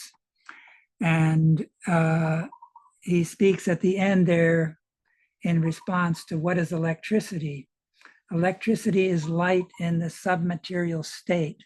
Light is there compressed to the utmost degree. An inward quality too must be ascribed to light. Light is itself at every point in space. Warmth will expand in the 3 dimensions of space. In light, there is a 4th dimension. It is a 4-fold extension. It has the quality of inwardness as a 4th dimension. And what is that inwardness of light? It is thinking. But fallen light, electricity, also embodies thinking. But it's a thinking that is luciferic and captured by Ahriman and is pulling us into the 8th sphere. We need to discover the 3-fold sun. The outer sun illuminates the objects in space, but in that light is a second sun that illuminates and awakens the higher human self to its true sun nature. And there's still a 3rd sun behind that, which is the Christ himself, that we can commune with through the stage of intuition. So that involves arising from imagination when we raise thinking to the realm of light, becomes heart thinking. The heart is related to the sun. It's the microcosmic sun. And this kind of thinking involves a lemniscate between head and heart. Pineal gland is in the center of one and the heart at the center of the other. This is something Steiner speaks of in this etherization of the blood. But one of the things he says in there is that there is a macrocosmic counterpart to what he's describing there, and that the Rosicrucians have investigated this very carefully. And I've for decades been on the path of researching what this involves. And it leads to asking where the macrocosmic pineal gland is. And I've been speaking about that in this presentation. It's at the center of the earth. So just as the pineal gland needs to be carved out as a hard stone to become a grail vessel through compassion, and then it starts to shine like an inner sun within the head and that sun-like aura can extend as far as the heart. The same can be said of the whole earth. At its core, it has the macrocosmic counterpart to the pineal gland. And the Christ has begun the process of carving out that hard stone. But the sun demon seeks to reverse that in human beings and prevent them from reaching that golden center that shines ever more strongly now that the second coming and the etheric is happening, because the etheric aura of the earth is anchored there. The plants, which are mediators of the etheric in the visible world, they make the etheric visible. They are really sun beings on the earth. And when they take up the light of the sun, they're not just taking up the physical sunlight, but the etheric sun forces are being drawn up into the actual plant. And they're being transmitted through the stem of the plant, through the root of the plant. And all of the plants together have a gathering point at the center of the earth. So the plants have their common ego at the center of the earth. The plants teach us the mysteries of the grail. The chalice of the plant that sends up its fragrance to its beloved sun is the image of the grail cup.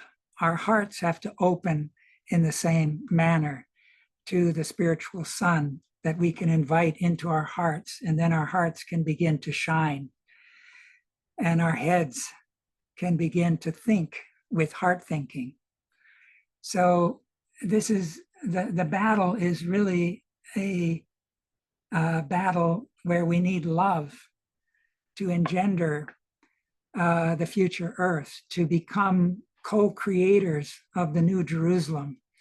The second coming works through the elemental beings. That's why in the foundation stone meditation, it says the elemental beings hear it in north and south and east and west.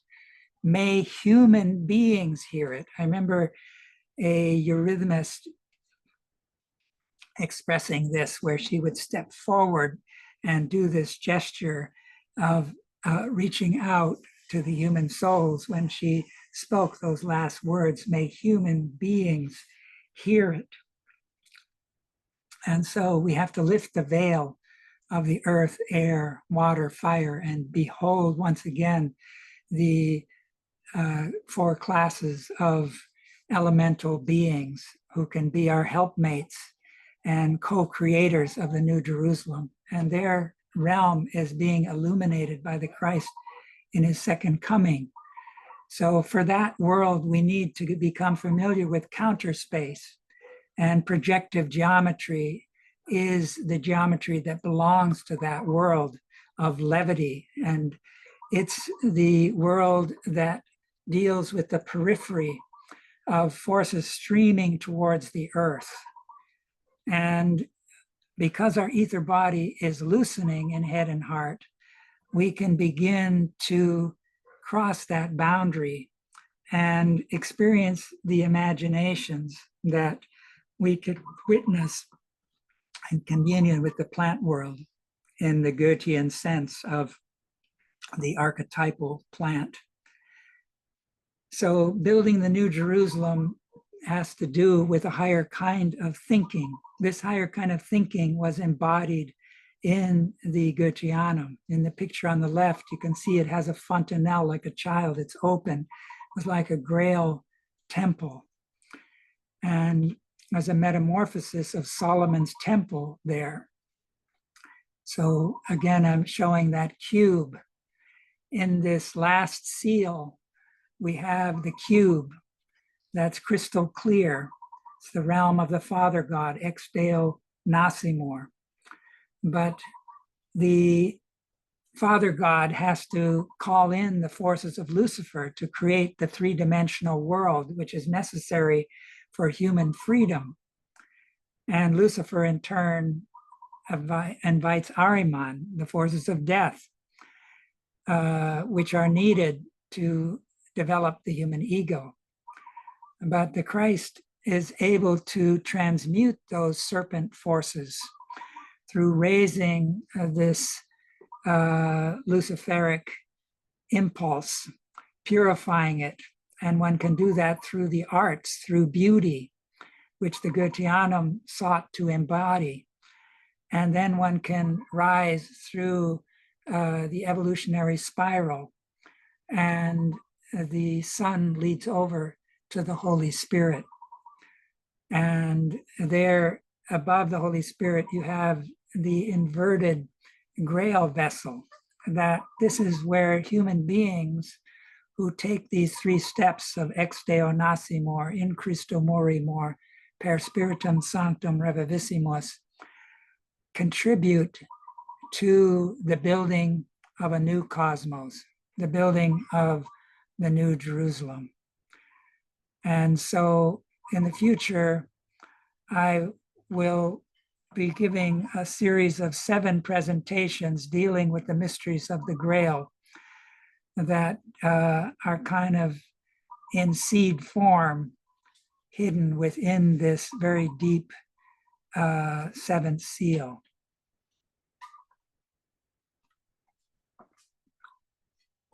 In the folk soul cycle of lectures, Rudolf Steiner speaks of this mystery of willing related to old Saturn, feeling to the old sun, thinking to the moon, and that the ego is born on the earth, and that we create the future planet of love by bringing thinking, feeling, and willing into perfect harmony with each other.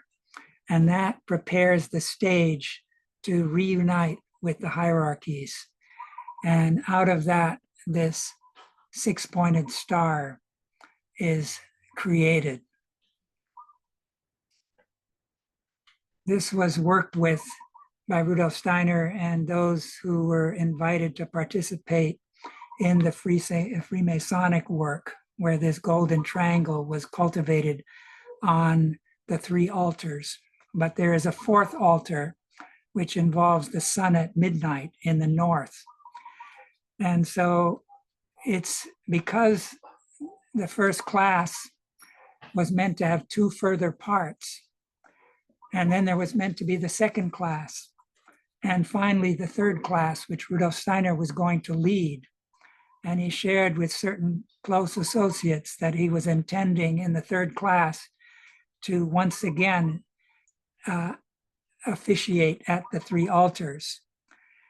That it's helpful to go back to these Freemasonic mysteries that Rudolf Steiner was cultivating back then in order to delve deeper into anthroposophical esotericism. The tragedy of the burning of the Goetheanum led to a metamorphosis at the Christmas Foundation, where Rudolf Steiner pretty much metamorphosed this foundation stone, the double dodecahedron, which represent the future Jupiter, into then human hearts, where it was planted. And this then was embodied in the foundation stone meditation. And what is it that grows out of that seed? It's really the new mysteries that were embodied in the first Goetheanum, which was a metamorphosis of Solomon's temple. So that you have this secret I've been talking about, quote, a man must develop certain organs for his higher development. To this end, certain concentrations are done in yoga exercises. When a man concentrates on the point between the eyes at the root of the nose with the thought, I am, he develops the organ that we call the 2-petal lotus flower, and that makes him into an eye. But it isn't enough that the organ of the ego is developed in man, so that the higher self can stream into him to make him into a higher being. We find the organ for this where a vertical line from the top of the head crosses a horizontal line through the root of the nose or a little above it. This organ is the pineal gland. Man makes a connection with the divine self in the world through the pineal gland. And here I want to show how, if you take a cross-section of the Gutianum and you relate it to a cross-section of the human head, you can see that the podium where Steiner spoke as a kind of micro-logos manifestation, that is where the pineal gland would be if you relate the first Gutianum to the human head, which was one of the secrets that Rudolf Steiner sought to reveal in a lecture he gave on the eve of that Christmas Foundation meeting. And so we have the task of working with that foundation stone meditation to rise through these stages of ex Deo Nascimur, in Christo Morimur, to Per Spiritum Sanctum Revivissimus, which involves not a baptism in water now, but a baptism in fire. That's what was happened with John beneath the cross, together with the Maria Sophia. That was a baptism with fire that bore its fruit at the Pentecost event. So the Pentecost event represents our own time, a kind of prelude to now the Christ coming not as the Son, but as the Holy Spirit. So this is the realm of divine thinking that comes through the angels, the archangels, and the archai. And that's what was meant to manifest itself in the Gutianum. So we see the world of imaginations in the cupolas, and the one imagination that didn't just remain up there in the little cupola, but was brought down, was the one on the left that showed the threefold mystery of good and evil. So one of the things I want to kind of culminate here in is that we have this tendency to believe that when we made the scientific progression from the Copernican, from the Ptolemaic system to the Copernican system, the old childlike understanding of the universe of the ancients was left behind now that human beings have reached their maturity. Steiner says how different earlier outlooks were. Copernicus, for instance, freed men from the mistaken idea that the earth stands still. It was an error, he taught, to believe that the sun moved round the earth. His doctrine was further developed by Kepler and Galileo, yet Copernicus and Ptolemy were both right. It all depends on the standpoint from which you're looking at sun and earth. If you study our solar system from the astral and not from the physical plane, Ptolemy's system is right. There is the earth at the center, and the situation is as the ancients described it. We need only remind ourselves that on the astral plane, everything appears reversed. The Ptolemaic system holds good for the astral plane, whereas the Copernican system for the physical plane. Steiner describes how, aside from the three laws that Copernicus brought, there's a third that is generally not taken adequately into account, that speaks of a kind of a spiralic motion in the cosmos that is depicted in this astronomical course where this sketch on the right was playing a role. So a reversal of the Isis-Osiris myth in our fifth post-Atlantean age. The world picture of Copernicus, Galileo, and Kepler is a Luciferic construction, precisely because it arose from the course and corresponds to our Ahrimanic forces of knowledge. Its content, please distinguish here between method and content, is a Luciferic one. Steiner spoke of a new Isis legend as relevant for our time as the death of Osiris by Typhon Ahriman was in the Egyptian age. projecting this materialistic, mechanistic astronomy onto the heavens has brought about the death of Sophia. Steiner went on to say, we do not lack Christ, but the knowledge of Christ, the Sophia of Christ, the Isis of Christ is lacking. Just as the Egyptians looked for Osiris to Isis, from Osiris to Isis, so we must learn to look again to the new Isis, the Holy Sophia. Christ will appear again in his spiritual form during the course of the 20th century, not through the arrival of external events alone, but because human beings find the power represented by the Holy Sophia. Isis Sophia, wisdom of God. She has been slain by Lucifer, and on the wings of the powers of the world carried her hence into the infinite spaces of the universe. The willing of Christ working in man shall rest from Lucifer, and on the boats of spiritual knowledge awaken in human souls. Isis Sophia, wisdom of God. So the stars once spoke to man, but there was a reason that it went silent, so that human beings can develop the strength to, in the future, speak to the stars once again, and that future is now. So below there's kind of a quote related to Willi Sucher talking about how the old astrosophy was laid on the altar and sacrificed because it had become decadent, and it was sealed in a cultic ritual in the second half of the 15th century. But now we need to create a new marriage of heaven and earth. And this communion of the two individuals, John the Baptist and Lazarus John, is a beginning in that direction. But we have to take it up. The whole book of Revelation relates to a marriage of the Lamb, the Christ, who has united himself with the earth, and the wisdom of Sophia. The Copernican system tends to divorce us from the cosmos because it doesn't include the hierarchies that work through the stars.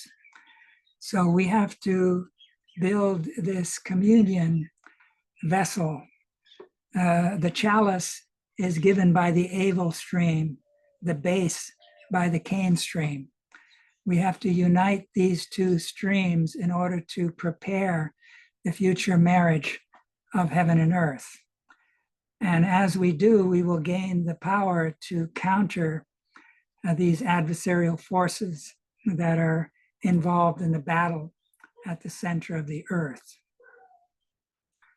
So here I'm kind of giving this picture of how this Ptolemaic system, where the earth is the center, that's the only place we incarnate.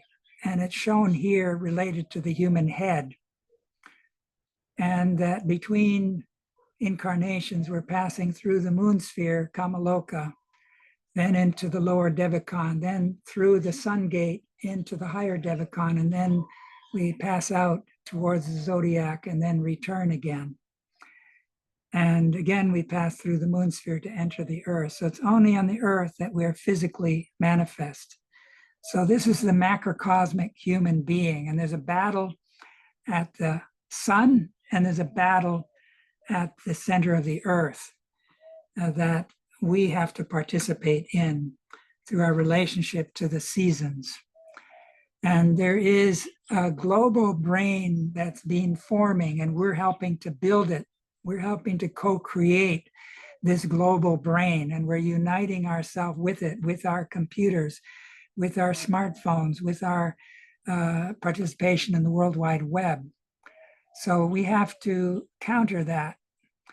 And as I said before, quantum computing is the next big step. It involves a threshold that is about to be crossed, that will bring the eighth sphere still closer into our devices, into our homes.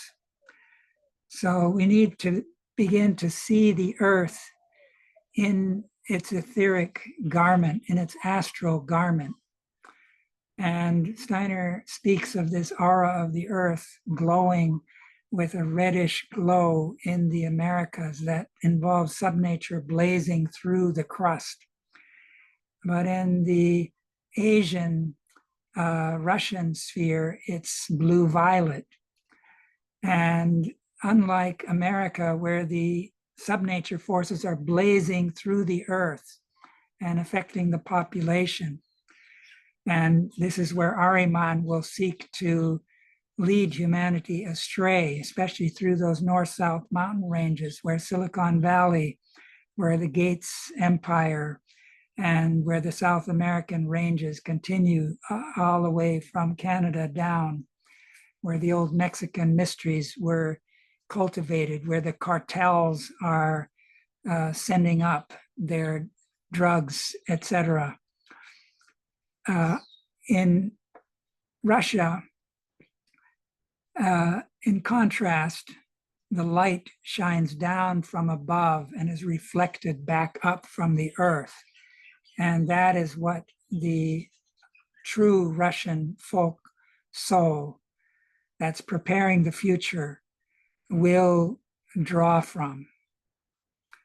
And that blue violet continues all the way to the Middle East, where in Palestine, the seed for the New Jerusalem was planted at the turning point of time. And Steiner speaks that there's a golden crystal form that shines out of the earth, out of that bluish violet, as a seed of the future New Jerusalem. And that's really what we have to participate in building. That seed is there within each and every one of us. Thank you very much for your patience.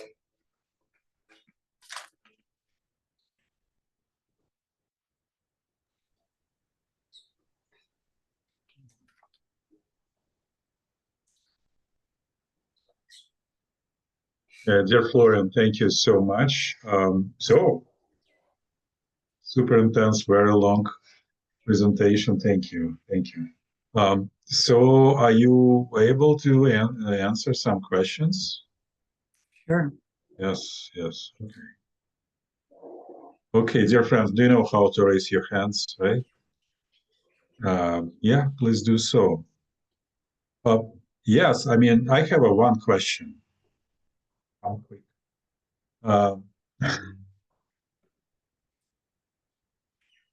You know, after year of 5700, so as you said, so humanity will lose a capacity to procreate physically. Mhm. But Steiner also mentioned kind of dark mysteries which will happen in America by fallen angels, which will provide still for some period of time, maybe for a long time, a physical procreation. You know, it's an important question because, like, for example, Andrew Linnell, like from Mistech, saying so, yeah, it's,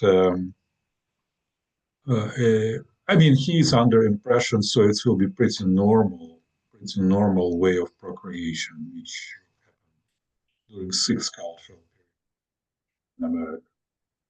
So, but you know, I'm under impression, so it's abnormal. It's dark. It's dark. Mhm. This is a question.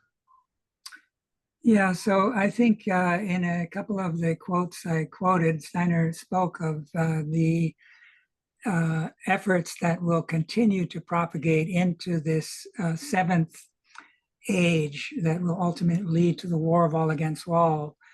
That is called the American epoch. In the book of Revelation, it's considered to be lukewarm and neither hot nor cold. So it's said to be overripe. And in the Atlantean time, the ripe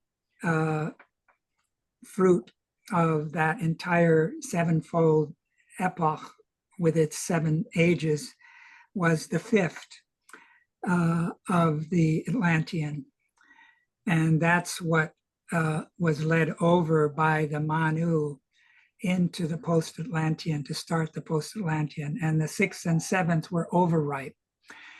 And in a similar way, the 7th will be overripe. But unlike then, the Atlantean, the first half was a descending phase. And the ego was first given in a kind of transcendent fashion at the middle of the Atlantean period. And in the second half, the mineral kingdom comes into play. And ultimately, that will then lead to the water catastrophe. But the Manu has then prepared this ripe fruit of gathering together actually those human beings who had lost the old clairvoyance and who were representing the beginning of the dawning of kind of the consciousness that was needed to descend to the earth and awaken the true ego. Those are the souls he was bringing. They weren't valued at that time because they were seen as stooping down to the earth. Just like in the ancient Indian period, where you recapitulate to a certain extent, they looked up to the Luciferic. They didn't value the earth. So there is a kind of admonishment in the first letter. You have forgotten your first love, which is the earth. Christ wanted human beings to love the earth because that's where our human destiny unfolds. So now, as we move into the transition from our present 5th age, and you can again take the number 5 and symbolize it by the 5-pointed star that can either turn upside down or right side up. And this is related to our freedom. And one can go deeper into that symbol. But I want to then go to the 6th step, is where you have as a symbol the 6-pointed star, the 2 triangles. It's a communion of the heavenly and the earthly, the divine and the human. It's the result of what the foundation stone meditation is aiming at. It arises through this balancing of thinking, feeling, and willing, which the foundation stone helps us to cultivate by realizing that our thinking, feeling, and willing are reflections of divine willing, the Father, divine feeling, the Son, and divine thinking, the Holy Spirit. So the 6th age will involve human beings from all over the planet, scattered human beings who begin to take up this cosmopolitan Michaelic impulse at the same time that others are falling backward into racial and ethnic strife, which will eventually lead to the war of all against all. But aside from this crossing of the upper boundary, which is necessary to counter the subnature forces and witness the second coming in the etheric, which is needed to amplify the relationship to the cosmic Christ, which is a way of building the New Jerusalem. Steiner speaks of how we are helping to build the actual future body of the Christ. Faith builds the astral body. Our etheric body is the love body. Our physical body is the hope body. And that if we don't raise our consciousness into this realm of the Sophia being, who kind of is the archetype of spirit self, if we instead allow technology such as transhumanism, posthumanism, which I described as a precursor to that future American epoch. In that one quote I said, where Steiner spoke of that this end of the sixth age corresponds to this transition described as the first death, where those more advanced human beings who are fulfilling the destiny of that sixth age will rise from the physical plane because human propagation will no longer be possible for them. And they will leave the physical body behind and have as their lowest member the etheric body, which is only possible with the help of the Christ being. So they are preparing that future sixth epoch. They are the ones that will survive the great war of all against all because Christ will give them the remedy they need. He describes at one point that at the end of the seventh age, the whole earth will be turned into an electromagnetic device that will resonate with the subnature forces. And the Tesla was one of the people who was a great inventor, and he had imaginative consciousness, but he married himself to the subnature force and was able to be a kind of pioneer of these subnature forces, as are many other scientists, like Edison helped Ahriman to say, let there be light, by inventing the light bulb in 1879 when the Michael Age began. Michael Age began in 1879 and prepared the capacity to overcome the Kali Yuga and celebrate the dawning of the Age of Light.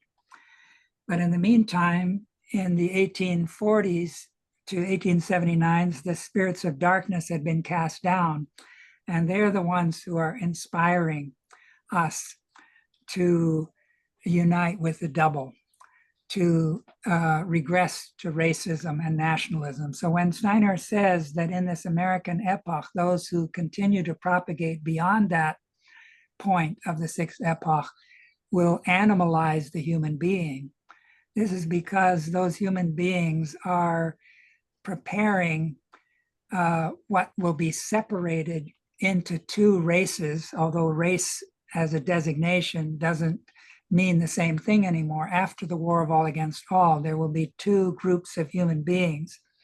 One will bear in their countenance the beauty that has arisen through their communion with the Christ and the Sophia, and will shine with that etheric golden light. They will be given the white garment, so to speak. They will have received the seal and the name of the city of my God as forerunners of the New Jerusalem. But there's others who don't receive the seal, and they then are the ones who will bear the ugly countenance. But they will have to look upon those who they've had a karmic relationship with in the past that were blessed by the Christ. And those who have been blessed by the Christ will have the task of redeeming those who have fallen, who have taken on the ugly countenance of the beast because of the mark of the beast, which will be there in the economy, will be there in the technology. And so there's always going to be a point where we have to say, this is the boundary that I'm not going to cross. I think Paul Emberson took that boundary and placed it prematurely. But I think that boundary is going to be there at the end of the sixth age, when there's a choice between this propagation and what I'm suggesting will involve more of what we see as transhumanism now. It's really an attempt for the double to gain immortality.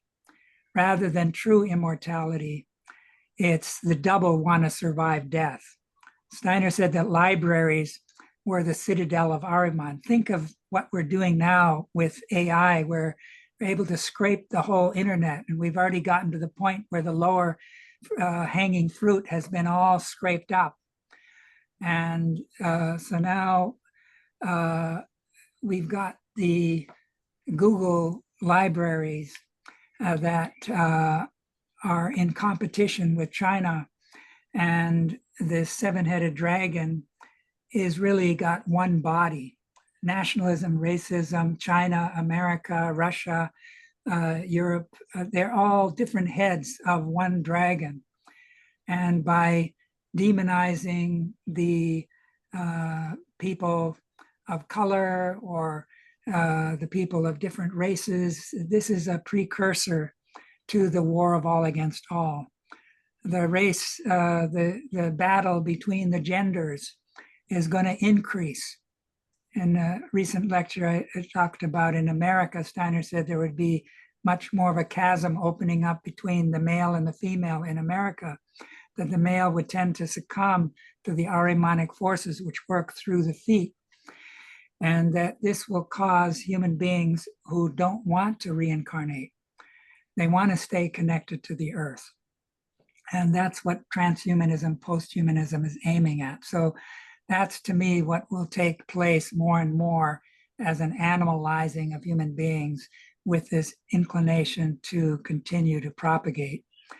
And that's where this return of the moon and human thoughts taking on the life of spider-like beings those human beings who remain incarnated will have to inhabit an earth filled with those spider-like beings, is what Steiner is kind of suggesting that will happen with this return of the moon, where the propagation forces begin to. And we will have many warnings before that. We are already seeing them now, where even among technologists, there's a lot of fear, even though they've never heard of Ahriman, of artificial intelligence. That's telling you something. The inventors themselves are fearful because Ahriman breeds fear. That's one of his most powerful weapons. So anyways, it's interesting that Peter Thiel has been given 4 lectures on the apocalypse. They're worth looking into because he's kind of, he's interpreting the book of Revelation in a kind of twisted fashion. And he shares that with many fundamentalist Christians and yet they have half truths or quarter truths as part of their picture. That's what makes it all the more seductive. So in my next presentation, I plan on spending a little more time with that Peter Thiel's view and how that's shared among the Christianity that is really under the spell of the Luciferic and Ahrimanic. Oh, thank you.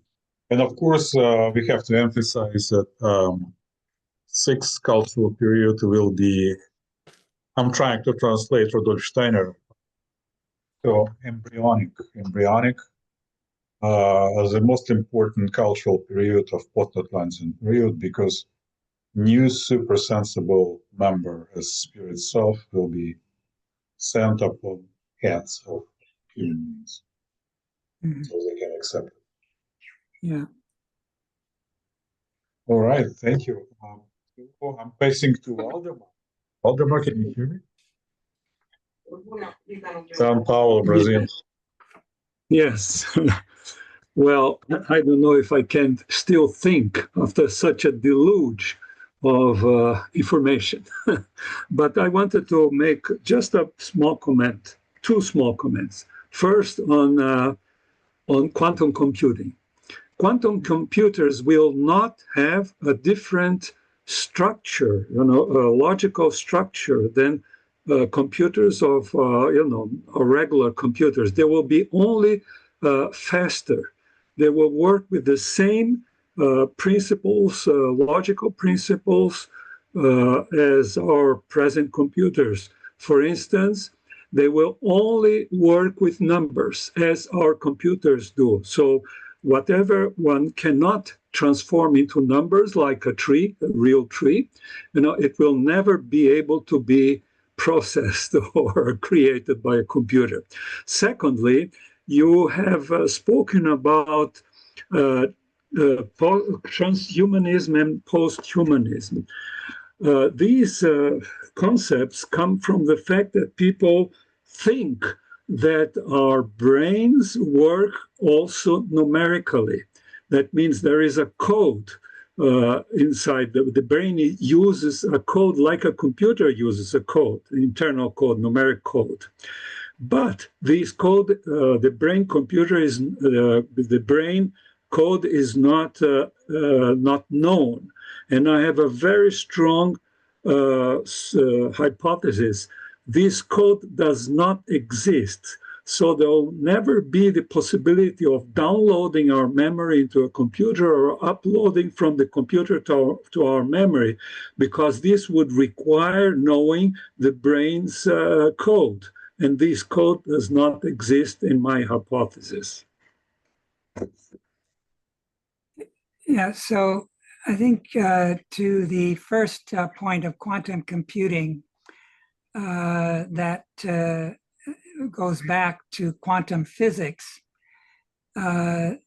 Einstein, among others, were having a difficult time accepting this quantum physics and what he called spooky influence at a distance, for example, where we talk about entanglement in physics, and that a particle here and another particle on the other side of the universe are entangled in such a way that they need to be treated as a collective rather than individual, and that you can never determine what the velocity and the place in space of these subatomical particles described in quantum physics are.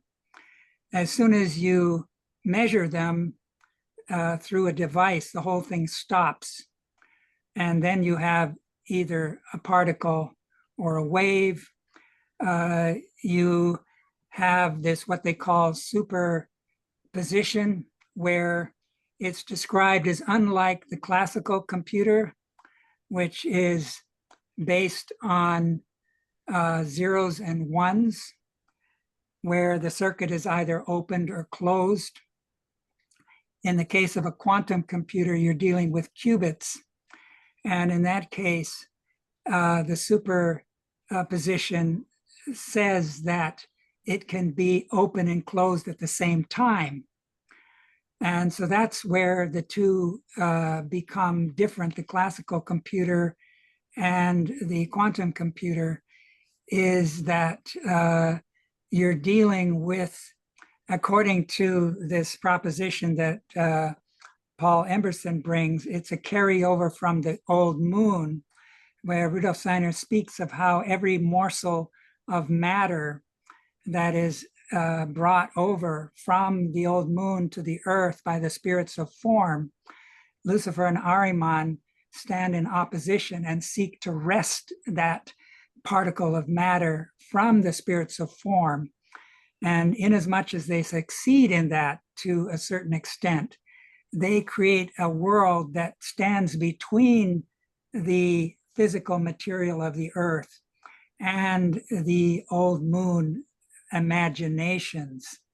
And that this quantum world then takes on a kind of ghostly substance that actually is spectral. Steiner describes it as the substance of the eighth sphere that's actually ghostly, that you can witness and that you can enter into it through imagination. And so a lot of these models that the physicists are creating are really imaginations that they've condensed into theory with the help of mathematics.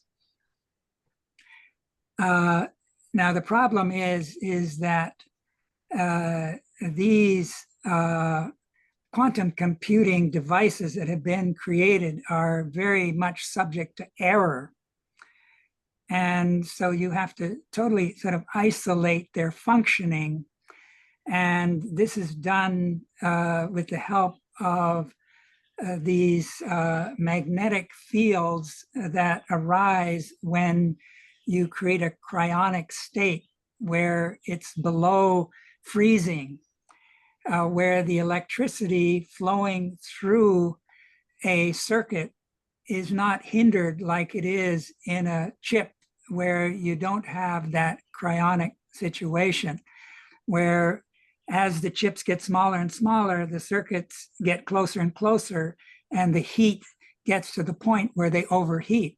That's why in the data centers, you've got all this water that's being used to cool. But in the case of these type of quantum computer, it's cryonics. It's also the case with some of the supercomputers where they use this cryonic state to make these circuits smaller and smaller without the overheating that happens in these chips. And now they're, of course, also layering chips. But the understanding that, yes, it's true that the transhumanists think about being able in the future to upload or download by imitating the human brain in the laboratory, by reverse engineering it, so to speak, and creating a technological version of it. I'm not suggesting that the thinking that's happening in those devices is human thinking. On the contrary, it's Ahrimanic thinking. It's an alien intelligence. Rudolf Steiner describes Ahriman as the most powerful intelligence in the universe. And they stand many orders of magnitude above human beings in regards to intelligence.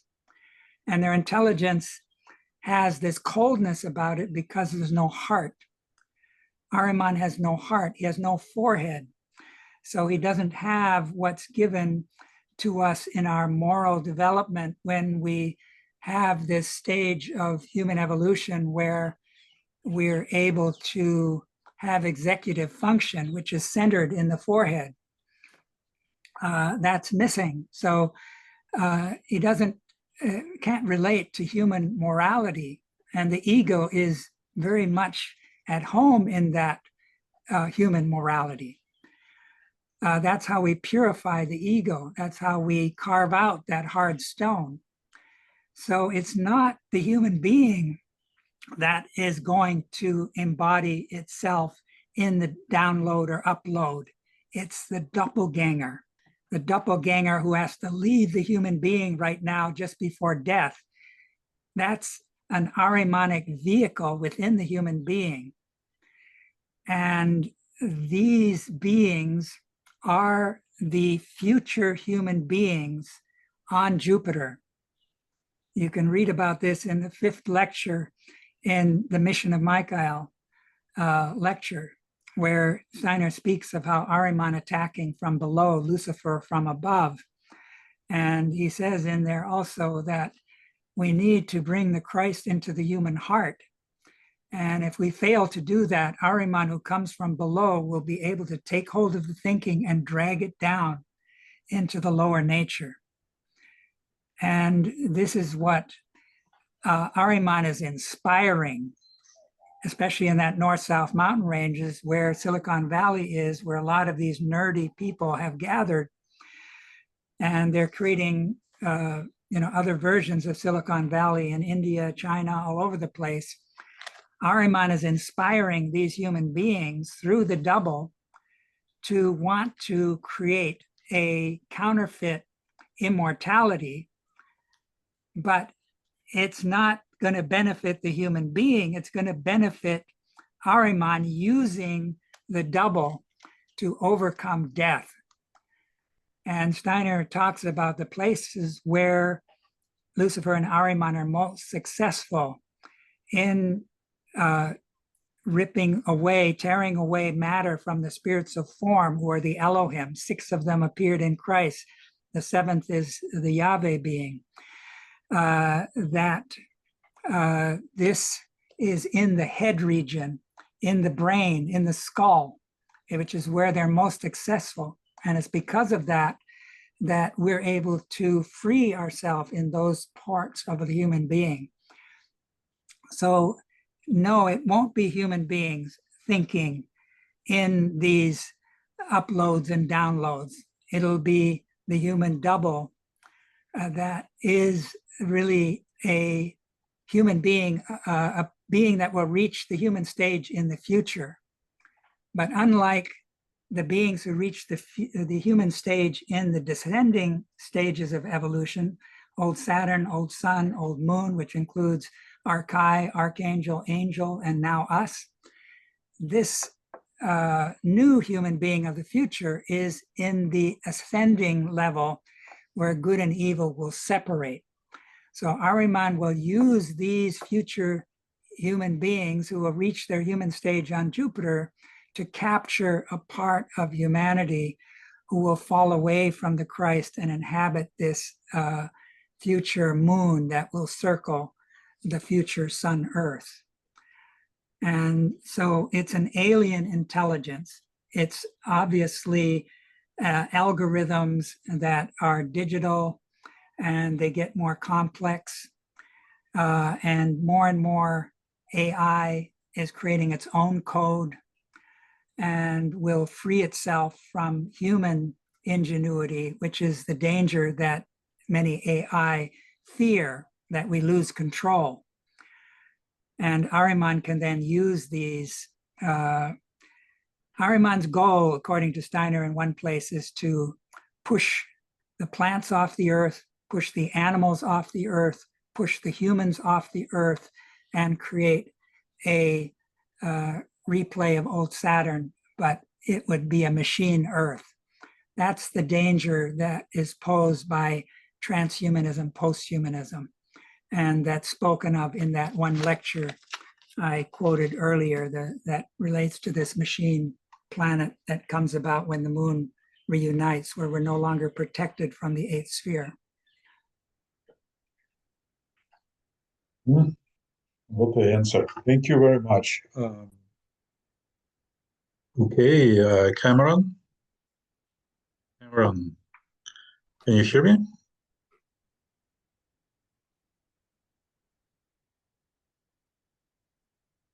Cameron disappeared. Oh, I see Cameron? you. I hear you. I'm sorry. I couldn't get off Okay. my, sorry about Can that. Let me, Can you you show see me? your... Yeah, there you go. Sorry about that. Thank you so much for this presentation again. Every time you speak, it's so odd and enlightening, specifically towards anthroposophy. I also have been reading Paul Emberson's work and appreciate you explaining a little bit about his work. I know he had kind of an untimely death. Do you have any understanding of what his current group is doing, or if there's any correlation to the current anthroposophical group? Well, I know they have they had a center in Switzerland that I think is still functioning. It was within an anthroposophical community that take care of elderly people and the like. In Scotland, they have a center where they've been taking this land that they have and creating buildings where they're seeking to further Paul Emberson's initiatives that he was helping to lead, of course.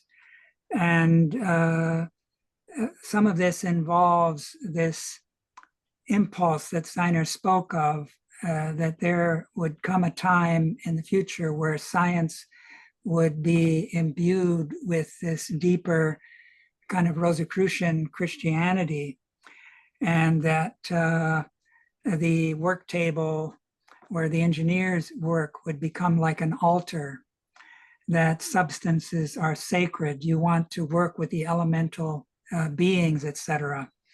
It's no accident that Paul Emberson was invited to kind of co-edit the book dealing with Rudolf Steiner's ritual work, because Steiner spoke of the metamorphosis of the Freemasonic ritual work, of the secrets associated with the Tao, which is also the hammer that Hiram held up to call all of the workmen.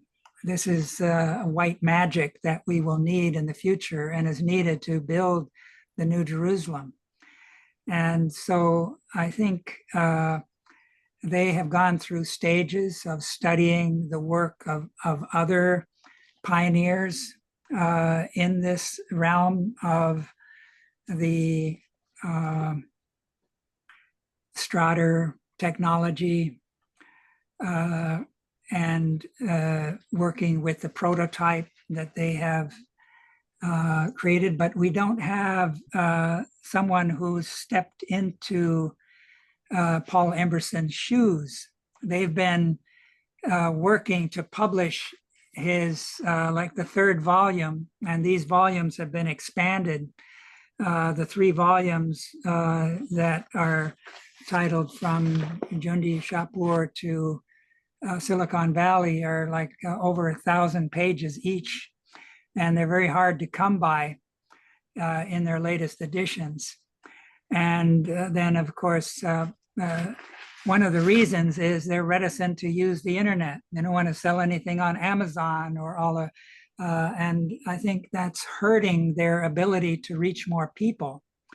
And I understand they're trying to draw a line and kind of, but I see a little bit of that Essene aspect there of the lily that needs the rose cross, and have compassion for all of these young people who are on the internet who need this wisdom and knowledge, rather than giving up on them and suggesting they're all prey to the adversary.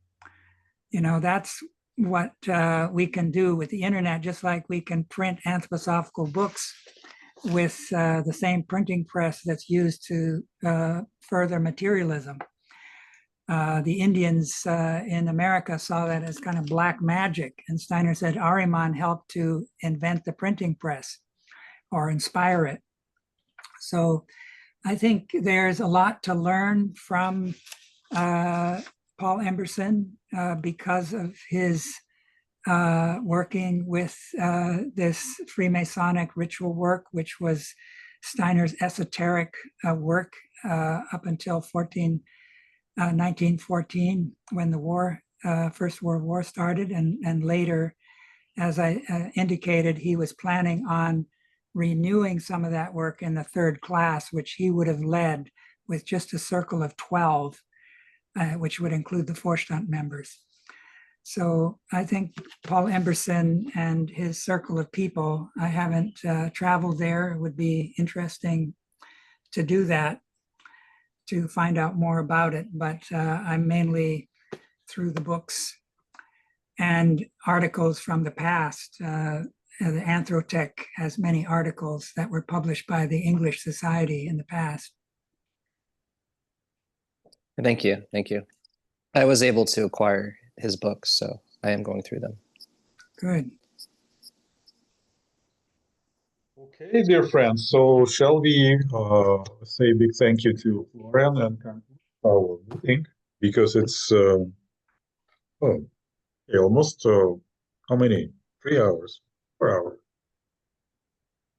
Yeah, dear Florian, thank you very much. And I'm looking forward to your serial of lectures about Grail Mystery. Yeah, it will be done from different platform, worldwide platform, which is threefold content. Yeah, and and you have one more presentation on Apocalypse, right? Right. Yeah, so that'll be kind of trying to wrap things up in the next session. And I was trying to make this also for somebody who came in for the first time and didn't listen to the others. And I'll try to do the same with the next one, which makes it a little more challenging. But nevertheless, I think it's important. And once again, I apologize for taking so much time. Well, Florian, that's all right. This is who you are. Yeah. So I think it's important to you, and it's important to us to listen, and I think it's important to you to speak. Um, um, yeah, and one more idea. So you've been talking about your practice, specifically meditative work with seals of apocalypse. Can you make us workshop for us? Sure. I mean, 1 or 2 or maybe 3 sessions. I could include that in the Grail because they all culminate in the Grail seal. Yeah. I can do that as part of that. Yeah. Florian, he's practicing for many years and on seals of apocalypse by watching on it and imagining and but it's whole kind of technique behind. All right, dear friends. So please feel free to say a big thank you, dear Florian, and Thank you. Thank you all. Thank you, Florian. Thank you Thank you so all. much. So much, Florian. It's wonderful. Thank you. Thank you all. I know you're in Scotland there. You could visit those folks. Tell us maybe something about what's going on there. This Emberson group. Okay. All right. Goodbye, and I'll see you soon around. Bye-bye. Take care. Bye, Andre. Bye, Florian. Bye. Bye, Andre. Friends. Thank you, Andre. Bye. Thank you Yeah. all. Thank you both. Yeah. Thank you.